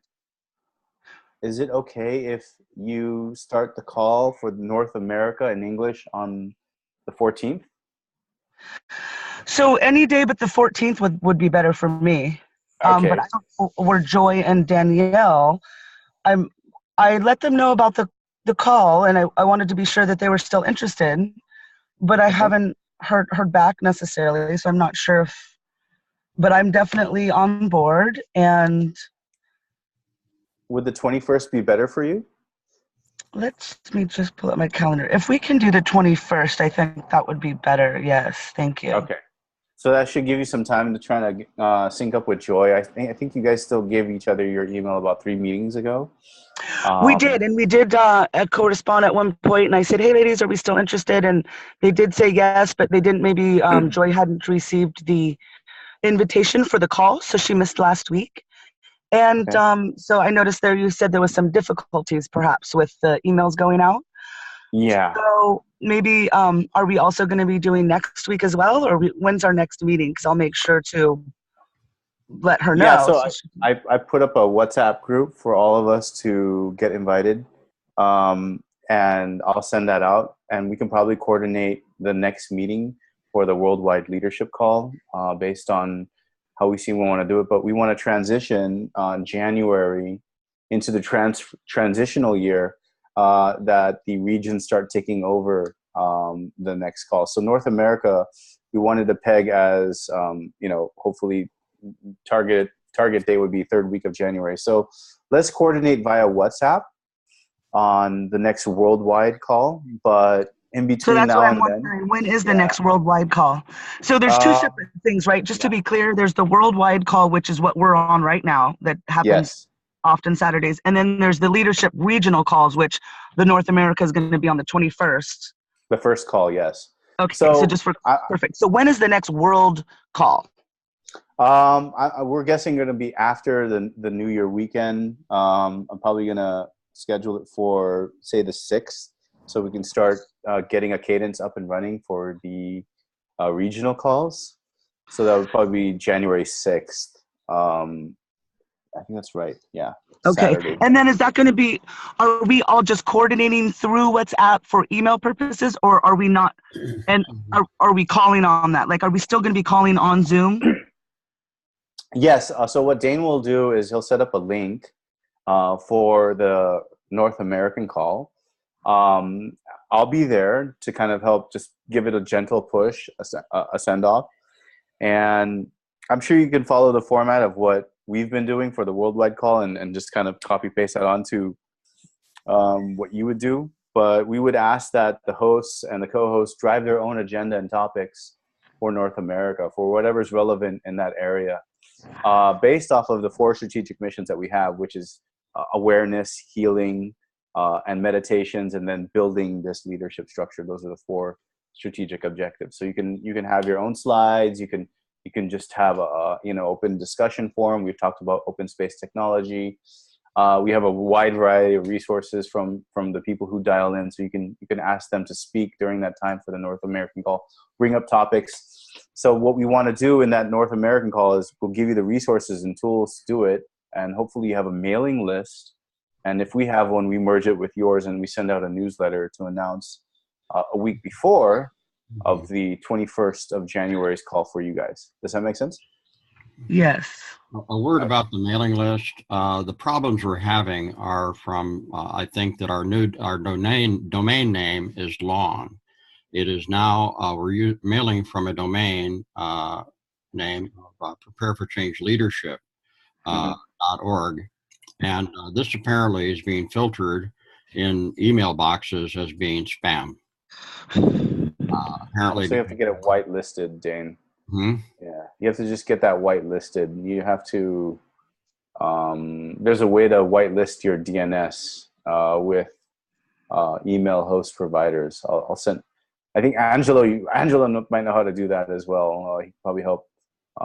There's just we need to a technical do that. thing. We're getting this is a problem. The mail is going out. The newsletter is going out, but people are not seeing them in their mailbox. And if you look in your spam or all mail filter, you'll see them. But yeah, if there's a way to fix that at our end, we should do that. Angelo, if you can help with that, it'd be great. It's another technical problem to solve. Yeah. Okay, let me know. So one more question, Ed. Are we going to be transitioning into just the regional calls and then not doing the Saturdays, or are we going to be doing both? No. So what we'll do is, what we're going to be doing is the regional calls will happen on their own for about a couple of weeks, and then we'll collaborate together to have a worldwide call discussion. But we want the regional leaders to present something during the worldwide call. So it's kind of like you guys lead, you get your information from the boots on the ground, and then you roll it back up to the worldwide call again. So we can all convene and understand what were your challenges, what did you guys talk about and discover, how did you solve, some of the strategic objectives, if there were any meditations during that period, what happened, how many attended, that kind of thing. So it's going to roll back up. We want to have the worldwide leadership calls less because from a time standpoint, they're 24 time zones, and it's hard to have one worldwide leadership call in one specific time. So we want to make the regional calls more active than the worldwide call. Does that make sense? Got it. Yes. Yeah, we have a tentative organizational structure of worldwide calls every 2 weeks. And that gives everybody 2 weeks to, have the regional calls and get their connections established. The other thing that we're going to be doing is we're going to alternate with a healing forum. As you know, we've got a lot of interest in healing technologies. People are very interested in what we can do as a global group with healing. Jed has a visiting physicians thing he's doing every week. Lynn is involved in similar type objectives here. I think all of us are involved in healing in some way, along with our leadership activities. And so we want to have a similar format for a healing program and alternate it between the leadership forums and the healing forums, which should be every other Saturday. There is so much interest in healing and so many different technologies that are available to us. So I think this is our opportunity, and we do need to focus. It takes time for us to filter the message out about the leadership. Every week is too much. It doesn't give us time to actually, follow up on what we've learned and decided. Yeah. Leadership. For sure. It's difficult, like as Dane's saying, it's really hard to get disseminated information from 24 time zones and 200 plus different countries, and then try to merge it all together in a week's time for a worldwide call. We hope that the regions will take that burden of responsibility, and then what's strategically can be highlighted. This is how every corporate multinational company kind of operates. I work for a cabal-controlled company. I won't say their name because if I say it like that, and this is recorded, they hear that, I'm going to get in trouble. But this is how they do things. And they take this approach to manage the structure of information being disseminated from the bottom up and the other way as well, top down as well. And it helps, I think, drive more participation. For example, if North America wanted to have their own conference, they can organize and have an actual conference for healing together. If they wanted to have a conference for Christology, because it's an important topic to them, they would have that there. But if we brought that up at the worldwide level, that might not be applicable to, say, some parts of the world where, Christology or healing might not be for a focus for them. They might be more into, say, something like, herbal medicine or, astrology or something, or whatnot or the other. Does that help, Krista? Yes, definitely. Thank you. And then just a touch of further clarity on the WhatsApp, is that going to be specifically for correspondence so we don't do the Gmail emails, or just? Yeah, it's just tighter. It's tighter to communicate on WhatsApp, so we don't get this like, oh, I didn't know there was a meeting, or I don't know, we didn't miss it. I'm the kind of person that says, if we have a WhatsApp group and we need to have a really rapid communication, like, hey, we're moving the first call date from the 21st to the 14th, Jed. That means we've got to put up the timelines and we've got to do all this stuff. That's just better than sending an email, because then an email can be like, read, and then and then it goes into the twilight zone. So a chat would be better to coordinate, I think. As we're moving closer to those dates. So that's what the purpose of the chat group will be. Jed, hello. Hi. Jed, hi. I want to ask, what about Asia Pacific? I submitted a report in the Prepare for Change email We're still looking about we're still looking for a host and a co-host. I'll come to that in just a second, Shweta. Let me run to the South American and EMEA volunteers, because we've identified them already. But we'll come to APAC last. Hold on. Thanks. Okay.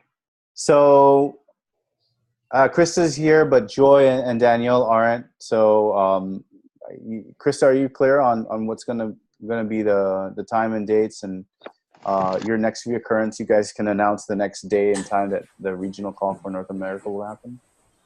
What was the question? I was just texting Joy. Mm-hmm. And no, but are you clear on what needs to happen and when it needs to happen? Well, I'm right, but there's three of us, and I'm just the one person. So what I'm not clear on is how to. She just said she hasn't received an invite since December 2nd, and she didn't know that she was supposed to be joining. Oh, no worries, no worries. And she doesn't have a link. So I'm just concerned, as far as, not necessarily concerned, I just want to make sure to be able to present the best presentation that's complete and has been thoughtfully put forth. And so I just would like to collaborate and make sure that everybody's on board. And I'm just not positive at this point where we're at with that. And so I've been doing my best to reach out in email. And I just a couple days ago, she sent me her phone number. So just now I typed it in and asked, is this a cell or a landline? And she responded back, cell. And that's what I've just got. I did say about the 21st that she was listed as a host. Is she still interested? And she said, I'm able, but I don't have the link. Haven't been invited since December 2nd. Can you mention my issue in the chat? So. And she sent her information to us again. Why go ahead and send it to the WhatsApp group. Krista. I don't have WhatsApp downloaded on my phone yet. I'm having some storage issues on my phone. So I'm gonna have to do that in a couple of days. So I don't have that immediately available to me. I can put her email in there. And okay. So I'll put up a link here for WhatsApp if you guys want to coordinate in there, but we'll take those issues. But tentatively, Krista, let's peg it for the 21st of January, pending confirmation from Joy and or Danielle. Is that okay? Yes, indeed. I'm looking forward to that with great. Yes, I'm really looking forward to that. So enthusiastic to hear that. Yes, definitely. Cool. Okay, so just for the rest of the leaders, if Joy and Danielle need support and Kristen needs some support, and you want to volunteer to do that, go ahead and send us, put your name in the chat as kind of a backup to that, just in case, and so that we can have a standby for active coordination to fill in the any vacuums that's needed. But I believe North America will at least need three people to help drive that call. Okay. Can we move over to South America? Yes, let's move over to South America next. And Jed, may I just ask one last question? I'm going to go ahead and get off the phone. I just wanted to be sure. Is there somebody we can bounce off the ideas? Would I maybe go to Dane or to you to kind of make sure that we're on the right track? And it said to submit it a couple days before. That's going to you, or? Yeah, both of us. Both Dane and I will help you form up an agenda. Usually, it takes maybe 4 or 5 bullet points, but you'd be surprised how 4 or 5 bullet points can turn into a 2 or 3 hour forum call. So, okay. But definitely, yeah, we'll be happy to help form your agenda and give you the structure, give you some of the PowerPoint slides, any resources you need. That's what Dane and I are here, is to help enable that, to make that happen. Wonderful. Thank you so very much. I appreciate you addressing all the points that kind of needed to be covered, and I have a bit more clarity. So I really appreciate that. Have a wonderful day. You too. Thank you, Krista. Have a wonderful day. Talk to you soon. Thank you. Okay. Thank you.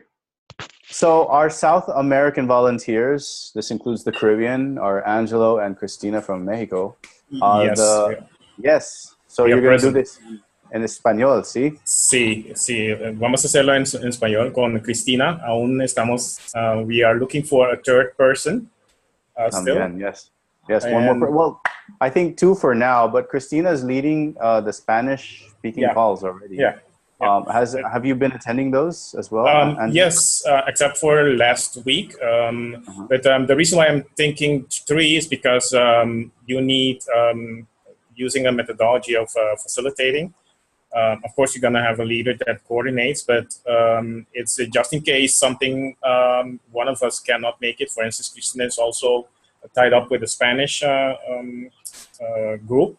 So we, at those 3 are must be capable of both languages, Spanish and English, and be able to absorb information from the English community and translate these to the Spanish. Actually, we have Spanish, Dutch, French, and Portuguese in our region. And also, if any one of us cannot be present, the meetings can still go on, including that the meetings are facilitated by one person leading the meeting in terms of agenda, another one leading in terms of timing, look at time and so forth, and the other one is administrator in terms of making sure it is recorded and everything technically is going on well. So okay. So that's what I envision to have. Can you share this vision? Sure. Maybe on the next meeting that we have. Do you mind doing the slides for that one? On No how problem.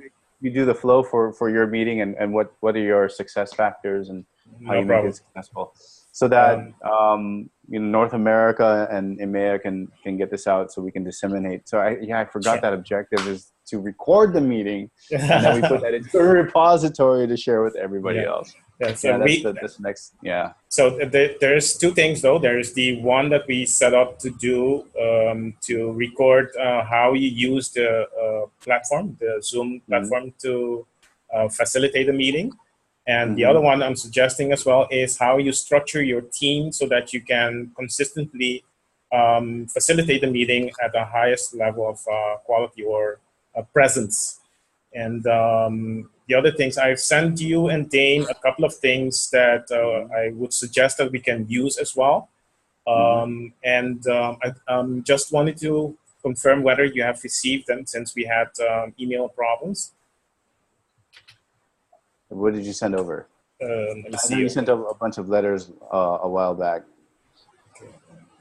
Simply, those material we also started translating them into Spanish. At least we have some copies in Spanish, so that it's uniform. Mm-hmm. You see it.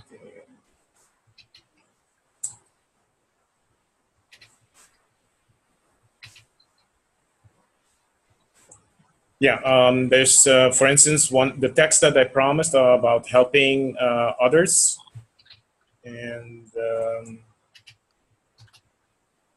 yeah, and also my presentation and the PowerPoint presentation. I saw this to help or not to Yeah. help, and the details.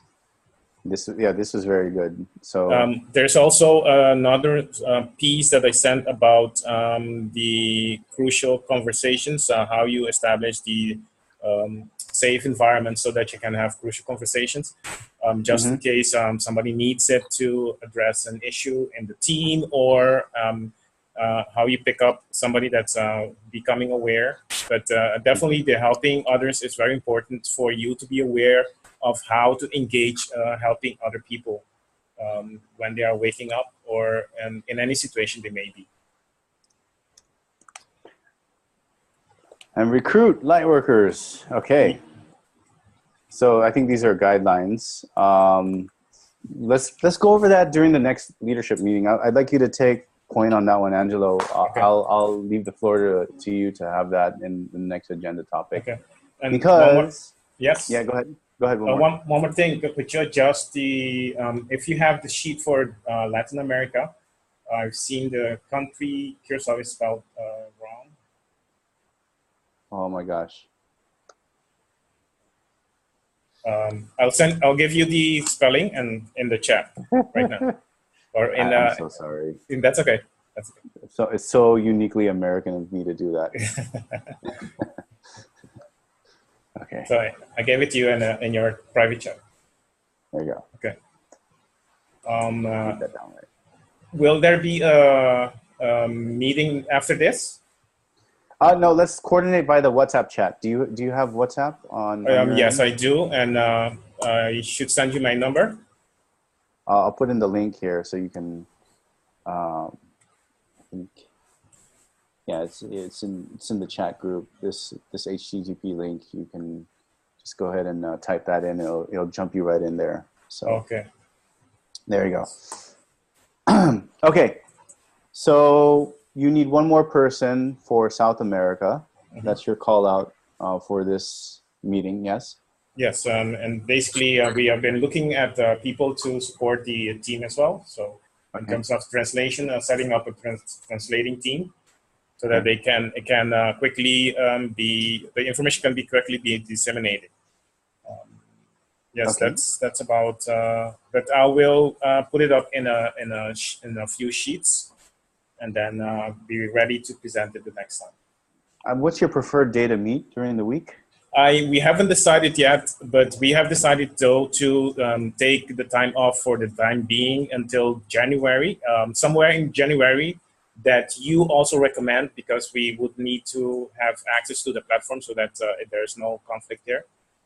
So if North America would have it on Sundays, would you guys like to have it on Wednesdays or Fridays?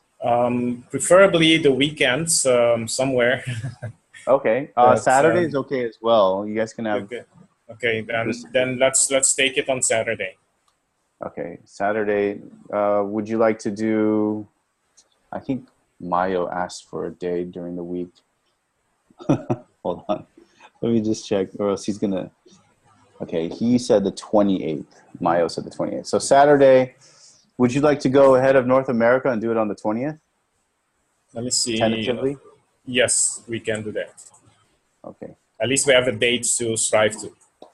Okay. So I know you're going to have a little bit of resource limitation. Coordinate with people in the WhatsApp group. I think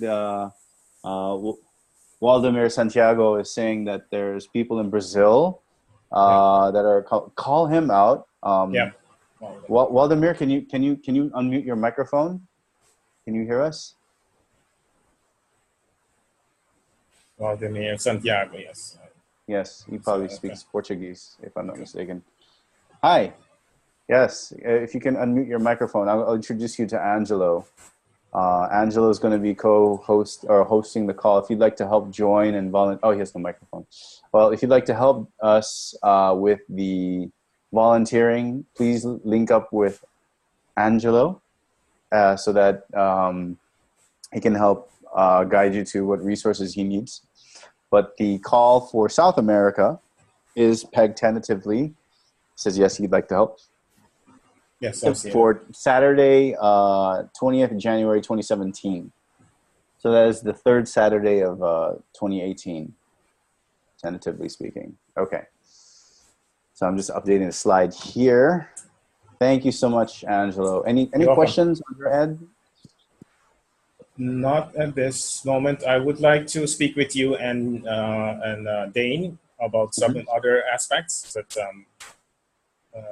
that would be all for now. Okay. From, so on South 6th tentatively on 6th January, please prepare your slides for the meeting structure format and how you envision it to be successful. Oh, okay. So you mentioned, sorry, the 6th of January?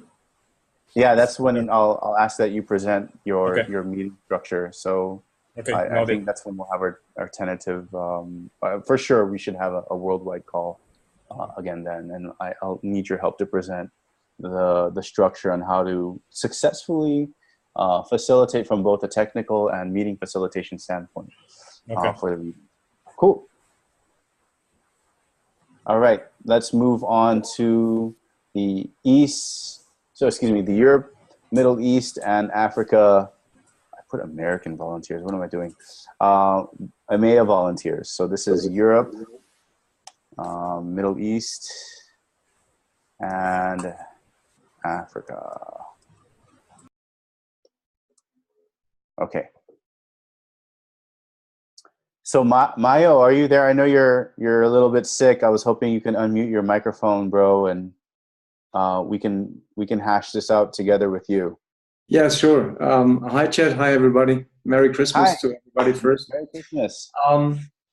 Okay, so first of all, just to give you a quick update, Chad and Dane, I have sent you, I think, a few emails over the last weeks, just a quick status update regarding what was going on here in the south of Germany. And we had already 3 very small Zoom PFC meetings with attendees between 3 and 8, mostly friends of us, Ascended interested, PFC interested colleagues, where we have covered several topics, like an example, PFC documentations, the resources. Then also we have created manuscripts, maximum 3 pages. We translated those information from the PFC websites, which needs to be printed out in the case of the event to put then into a binder and to be prepared for the event. And we have covered also some very interesting topics, means on the one side, just to make a quick introduction to everybody, the same as we already have here within our meeting, as well as to really focus on the PFC mission to really speak with one voice. Also, the mission to prepare everybody of the attendees to be able to multiply our efforts. So therefore, the 3 meetings we had in the past here with attendees, mostly from Germany, but also I think one from Switzerland, Willie was there, where we're really on the same page than all of us. So therefore, it is not really a big effort for us to multiply our work, but it was just a training for us to be prepared for the real, let's say, upcoming PFC meetings, what we want to assist. And Chad, very important right now is that Ursula, the suggested co-host, told me that she is, she's really doing 110% for PFC, but she really fears that she's not having enough time to act proactively, let's say, as a co-host. So therefore, on the other side, Gertrude, which she's also here, and I'm very proud that she is also one of one of our members and colleagues, and it's very great to work with her. But on the other side, it's very important that we do not have the real, let's say, structure here in EMEA, and especially also for Germany to have a host, which I'm really doing my very best to fulfill that role. But on the other side, we need two more people to assist. Okay, let me put that in the call out for the slide. So Gertrude said that she would help co-host, and so did Benjamin. But let's still put two more people in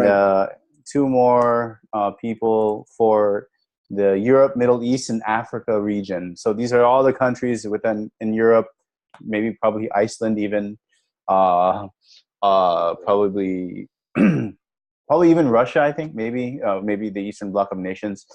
But two more people to help EMEA. And what are you suggesting that these people do in terms of facilitating the meeting, translating? What do you envision for those roles, Mayo? I would say the topics can be let's say suggested also from my perspective. But as you said, Chad, the translation perspective would be great, or would be recommended, right? Mm-hmm. So I would really see also myself in the role of being the host, but the role as a co-host is also to assisting, to coordinating, to be the right hand within the presentation, as well as for the translation process. Okay. So as PFC, Dane and I are supposed to help blast out the list of people that we have in those country regions, whether they're from Sweden or whatnot. But are you doing this in English or in German? What's the preferred language that you will be doing the meeting in? Because that will help us, because we will obviously need it translated in German before we do a newsletter invite blast, right? Yeah. So prefer could be English. I'm very familiar and very happy with that. So that would be fine. Yeah. Preferred in English. Okay. You probably say English, and then call would be in German. Yes. Okay. Yes. Okay.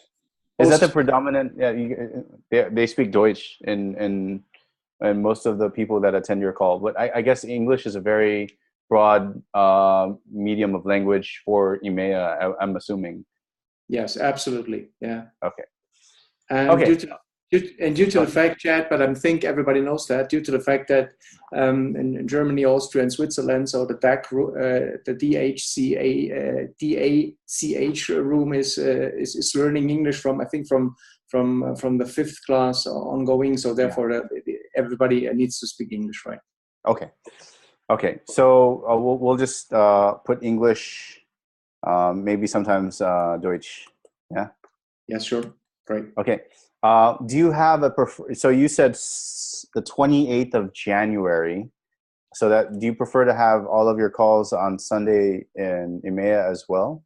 What is that okay with you? Yes, that would be great for me, because before 2 weeks before I'm having external meetings, and I need to travel a lot, so therefore that would be great if possible. Last week of January. So let's put 28 Jan 2018, preferred day Sunday. Yeah. And then first call is 28 January 2018. So before then, ideally we have an agenda, something that we can send out as a newsletter. Afterwards, the output of this meeting will be your recorded version and any translations necessary.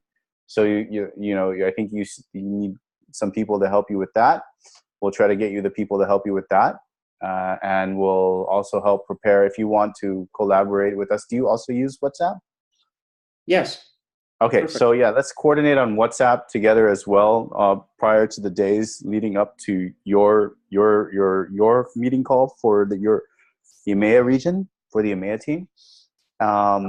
And hopefully after the 6th, after Angelo gives us the format and the clear steps on what needs to happen, it's all finalized, and we can have another EMEA call 2 weeks after the 28th as well, so that we can keep it going.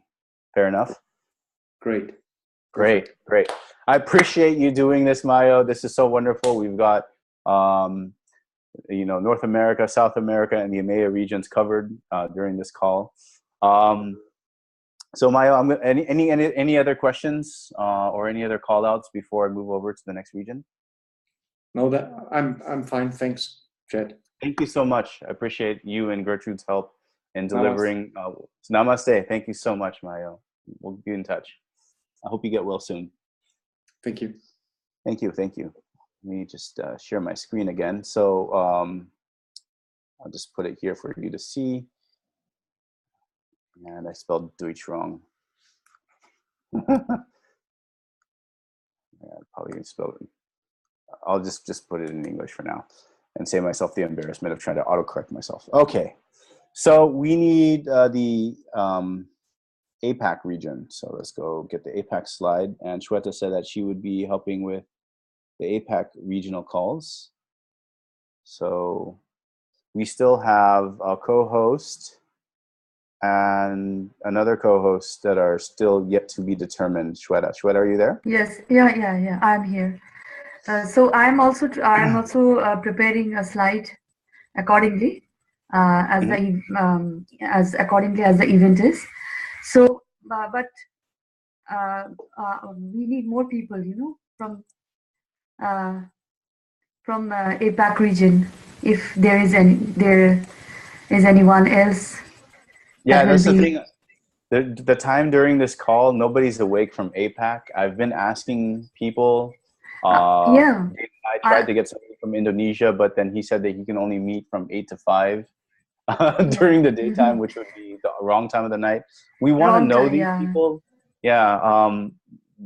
Dane and I have made it a point that we want to be able to see the faces, their familiar faces from the regional call, from the worldwide calls. That way we can help guide them through the process, and we know that they've understood the context of why we're doing this, and they understand the details of how they're doing it, Shweta. So I'm gonna. I have also a message in WhatsApp here in local area, but in India, but no one messaged me. I have no feedback. So what you do is when we get this meeting report. Share the YouTube video with them. And I'm going to say right now, for anyone who's listening from India, Shweta needs your help to lead the APAC regional call. And the first one is going to be in January. If Shweta's going to do it all by herself, I'll help you, Shweta. I'll help you co-host. Thank you. You're welcome. I will send you in your mail the time, the slide I'm preparing and everything needed. I'll send you. If there is nobody, I can host it by myself in English, then in Hindi also, if needed. So what preferred day of the week? So right now we have the US on the 21st, the 28th. As a housewife, I am. Anytime can be, you suggest me anytime, any day, comfortable for everyone to be. Would you know the APAC people? I guess get a consensus. Maybe you can come back to us or to me via email. Maybe we'll just put this as TBD for now, but get a consensus of what the people in the APAC region, when they want to have a call. They might not want, because in Asia, people are very family oriented. They might not want to do this on a weekend. Maybe they'd rather do this on a weekday after work. Yes, it's okay. Because this is an important, very important thing. Any day will be good. Any day will be best, most. And if anybody suggests something, I will also mail you the day, the date, the day. Any day for me is good. Any time for me is good, Jed, as the time is coming. And I'll send you the mail according as. Okay. So you're flexible. I think what we'll need to is if you have any lists, I'm sure Dane has some list of emails from these countries. We have some, I'll get some more information from the COEO site about our global following. One of the problems we have in the Asia Pacific is that unless our meetings begin late in the afternoon in the Pacific, like at 1 o'clock or 2 o'clock, it's like 4 o'clock in the morning there. And they just, it's just not feasible to expect people in the Asia Pacific region to arrive at our meetings when we have them in the morning in the Pacific West. Right. And so I think we had early on a discussion about maybe having 2 worldwide meetings so that there would be room for the people in the Asia Pacific. I mean, right now we come out in the morning and it works for the Americas and for Europe. But once we get into Asia and the Pacific Basin, we're basically completely out of their time frame. And so if we want to address them, I think beginning in January, I think with the worldwide calls, we will need to have either two calls or 1 call in 2 stages, and just basically break it into some frameworks that address, say, the people who would attend early, and some frameworks that people attend late, and each of them have a basically a short review of what is going to be covered in the other half. If we do that, I think we can get more people involved. We're really flying into a storm, the face of the storm, trying to get people to attend our meetings when it's the middle of the night where they live. As you know, it is quite late for Shweta and Jed. Yeah, it's already Christmas Eve here. Yeah. Jed. Yes. Not that easy. So we'll have to figure that out in the next few weeks. Dane, as I'm talking, I'm feeling somewhat sad. No one from India, no one from Asia. Like it's not good. They're out there. We have to, maybe they will come in January as the awakening is going on. Maybe they will come in front. Yeah, we need to make a greater effort to reach out to them personally. Our emails, our newsletters are just too impersonal for people who don't feel like it really addresses their situation. I mean, when we schedule it in the middle of the night for them, I don't think they feel very impressed with our efforts to personalize our message for them. And we'll do what we can. I mean, this is going into January. We have a chance to really do this right. And this is what my intentions are. I would like to have live music, open our so that there's not so the dead space is not dead at all, and have some more prepared components. And I do realize that one of the things we're not doing is we have to have more teamwork of a small group preparing the meetings. The meetings need to have a better flow. They need to be, it shouldn't be all on Jed to organize this. I mean, it's fine for Jed to take responsibility to do the slideshows and everything. But there is a lot of more preparation, particularly like, for instance, Tatiana has presented quite well when she's presented. We need more resource speakers in these programs, and each one should has that capacity. That's what I'm hoping for the healing ceremony or the healing program, because they have an opportunity to attract another group of people who are definitely prepared for change people, but they are focused on the health message and the higher frequency health message. And so in January, we're going to hit the ground running and with a lot more energy. We're going to have a website integrated with all of our message. A lot of the problems that have come up with people not being able to connect has really come from the fact that we're depending on the newsletters pretty much entirely. And if they are not getting them properly, then we're just sort of like dead in the water for them. And, May I make a suggestion? Go ahead, Lynn. In January, after we're through the holidays, we can reach out through the website to people who are already connected with us. We have the Sisterhood of the Rose group, and they're all over the world. Not so many in Asia right now, but we can develop that. And we have PFC groups in China and Taiwan. You know, I think we need to reach out to those people and let them know what we're doing, because I'm pretty sure they would jump on. Well, I think that needs to be put in the context of them helping us. They are quite evolved, and I think their efforts make ours look pale. And we need. I kind of leave them. I kind of left them out of this for a reason, Lynn. They're in the hundreds. And they've kind of self-organized on their own. China does their own thing. Taiwan does their own thing. I think even Japan does their own thing, right, Dane?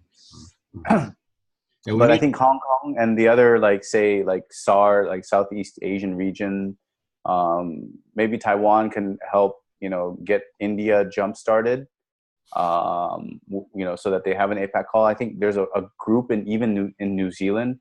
They just haven't been synced up yet. I see some here pop up here and there, but Australia, South Pac, and then the Southeastern Asian nations, and then even all the way out to Pakistan and Afghanistan. That's what we kind of want to target, and let Japan, Korea, and China do their own thing because of the language situation that they have. They have their own kind of thing going on. But to get their best practices, I totally agree with Lynn. They should share that. And if we get them, ask their advice and not approach them as though we are leading the parade. In fact, the parade is all of us, and in a sense, it's circular. There is no leader, and we need to get everybody to participate in this kind of global connection and sharing.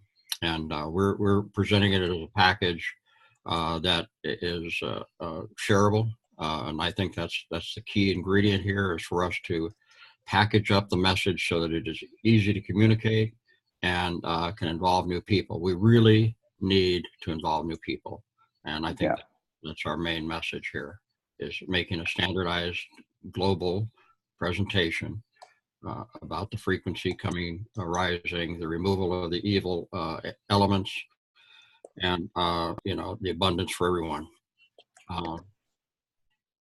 We need to raise optimism. Optimism is a friend of raising frequencies, and we need to end this kind of paranoid, not enough mentality that is rampant in our societies. And I know it's hard because people don't have enough for the most part, but they have to realize that we as a group need to realize that by sharing, we do have enough, and that all we have to do is move forward in that mentality. So that's enough from me for now. But, yeah. Thank you, Dane. I'm going to go back to the share screen. So hold on, let me just go back to my slides. So we've got some to-dos based off of what we just talked about here. I see the chat going nuts. Let me just look at it real quick. Okay. Clarice from Asia, Full Moon Meditation. She was Chinese. I have her email. Yes, please help Shweta link up anyone in APAC, and that's Dane and I's to-do. If Shweta doesn't find a co-host, there's so many people on this side of the planet. They're just all asleep right now. Everyone's got to help with that APAC call. Link us up to the right people. I'll help from my perspective. I think somebody from New Zealand joined our last call last week. And if he's listening now, love for you if you can help co-host. And I think we called you out on it. I forgot your name, sir. But link up with Shweta so you can help co-host with that one as well. But we have our to-dos. We have a presentation on how to hold meetings, structure the team, facilitate a high-quality, high-performance meeting, how to do the invitations, what needs to happen. These meetings need to be recorded. Who do they go to, obviously? Where will the repository be? Dane is working really, really, really hard on getting that platform up and running. And a lot of props out to him for doing this over the holidays. Because I'm an infrastructure server architect, and I do not want to think about that over the holidays. So a lot of thanks to Dane for getting that up and going here. Another part of it is what to do to help and be helpful during that presentation, how to help recruit new light workers, how to guide them in there. We talked about that today. Very, very interesting point from Tom on how to guide them spiritually. There's some tips and pointers in there. We need to get the invitation, the mass mailers, the DNS filtering fixed. So the call outs are to Angelo to help with the above presentations for January 6th and to help Dane with whitelisting. How to build an agenda. Collaborate with Dane and I on that on the WhatsApp group. Dane will help also get lists out from the CEOC so that he can invite those members out. We actually asked the hosts of these regional calls to provide us your lists so that we can merge these together. Now, we'll give you the invitation links. You can also use that invitation link. You'll get a Zoom meeting link for the day that you're holding your call. You probably want to send that out on your social media channels. Just like you would with meditations, get as many people as you can to join.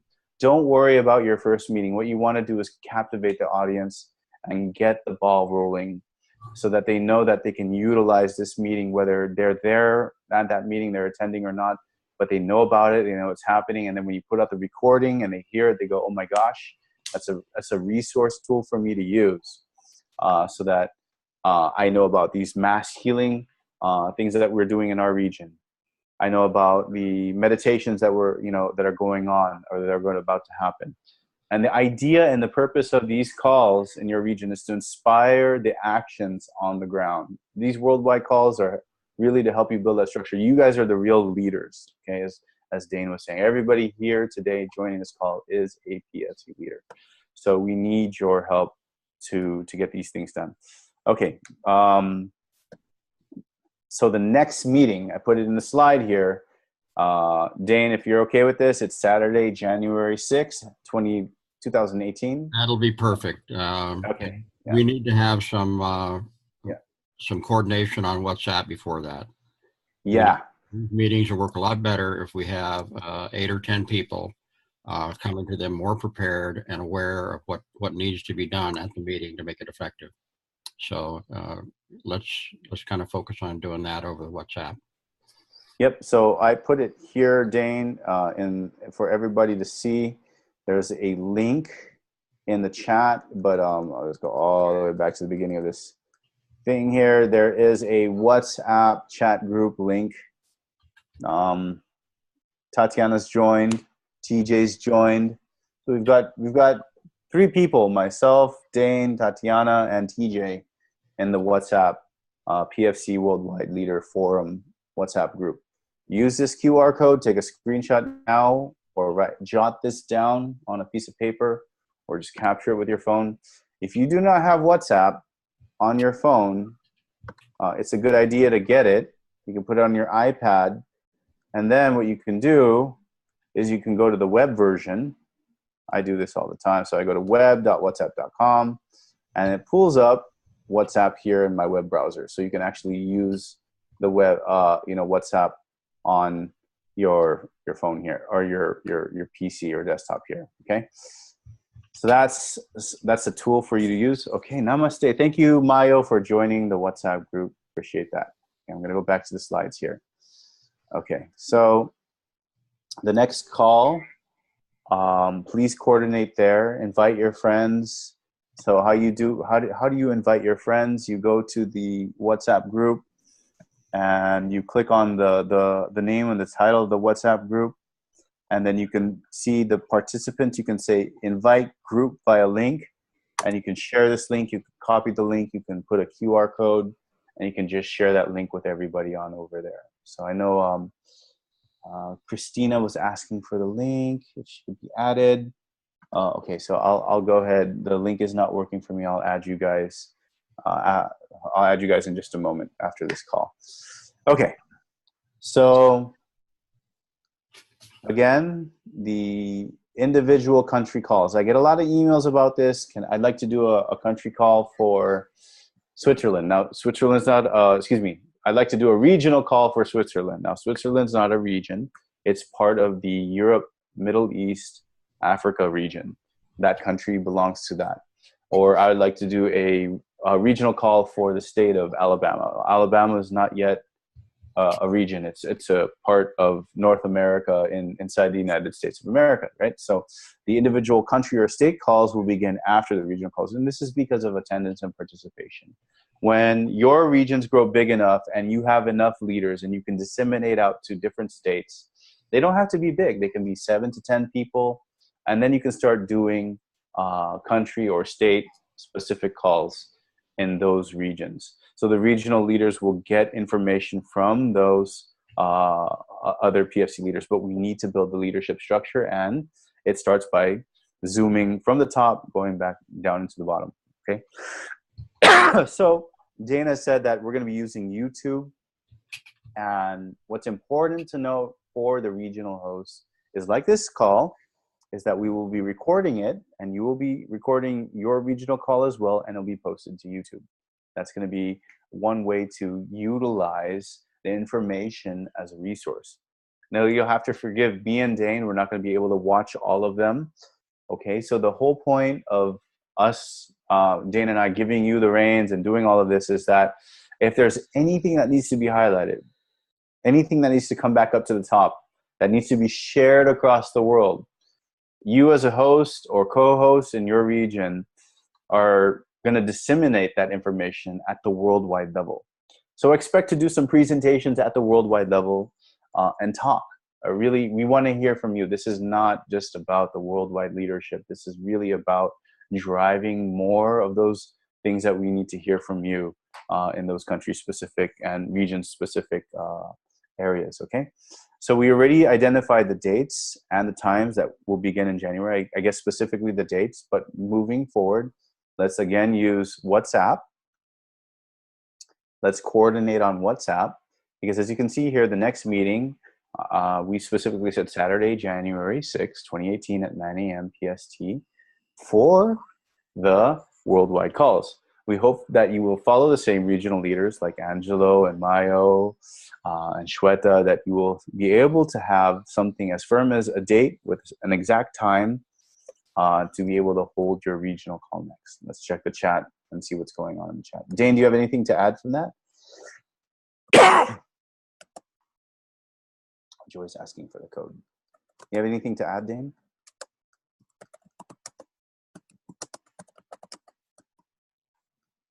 Did Dane go away? Dane, are you there?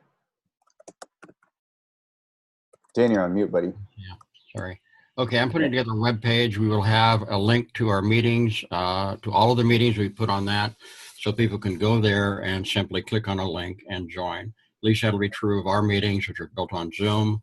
The information that you want to provide for your regional meetings can go there too. This is one of the things that's been missing, is integration of web pages and with our presentations, and we'll be solving that in the next, beginning of January.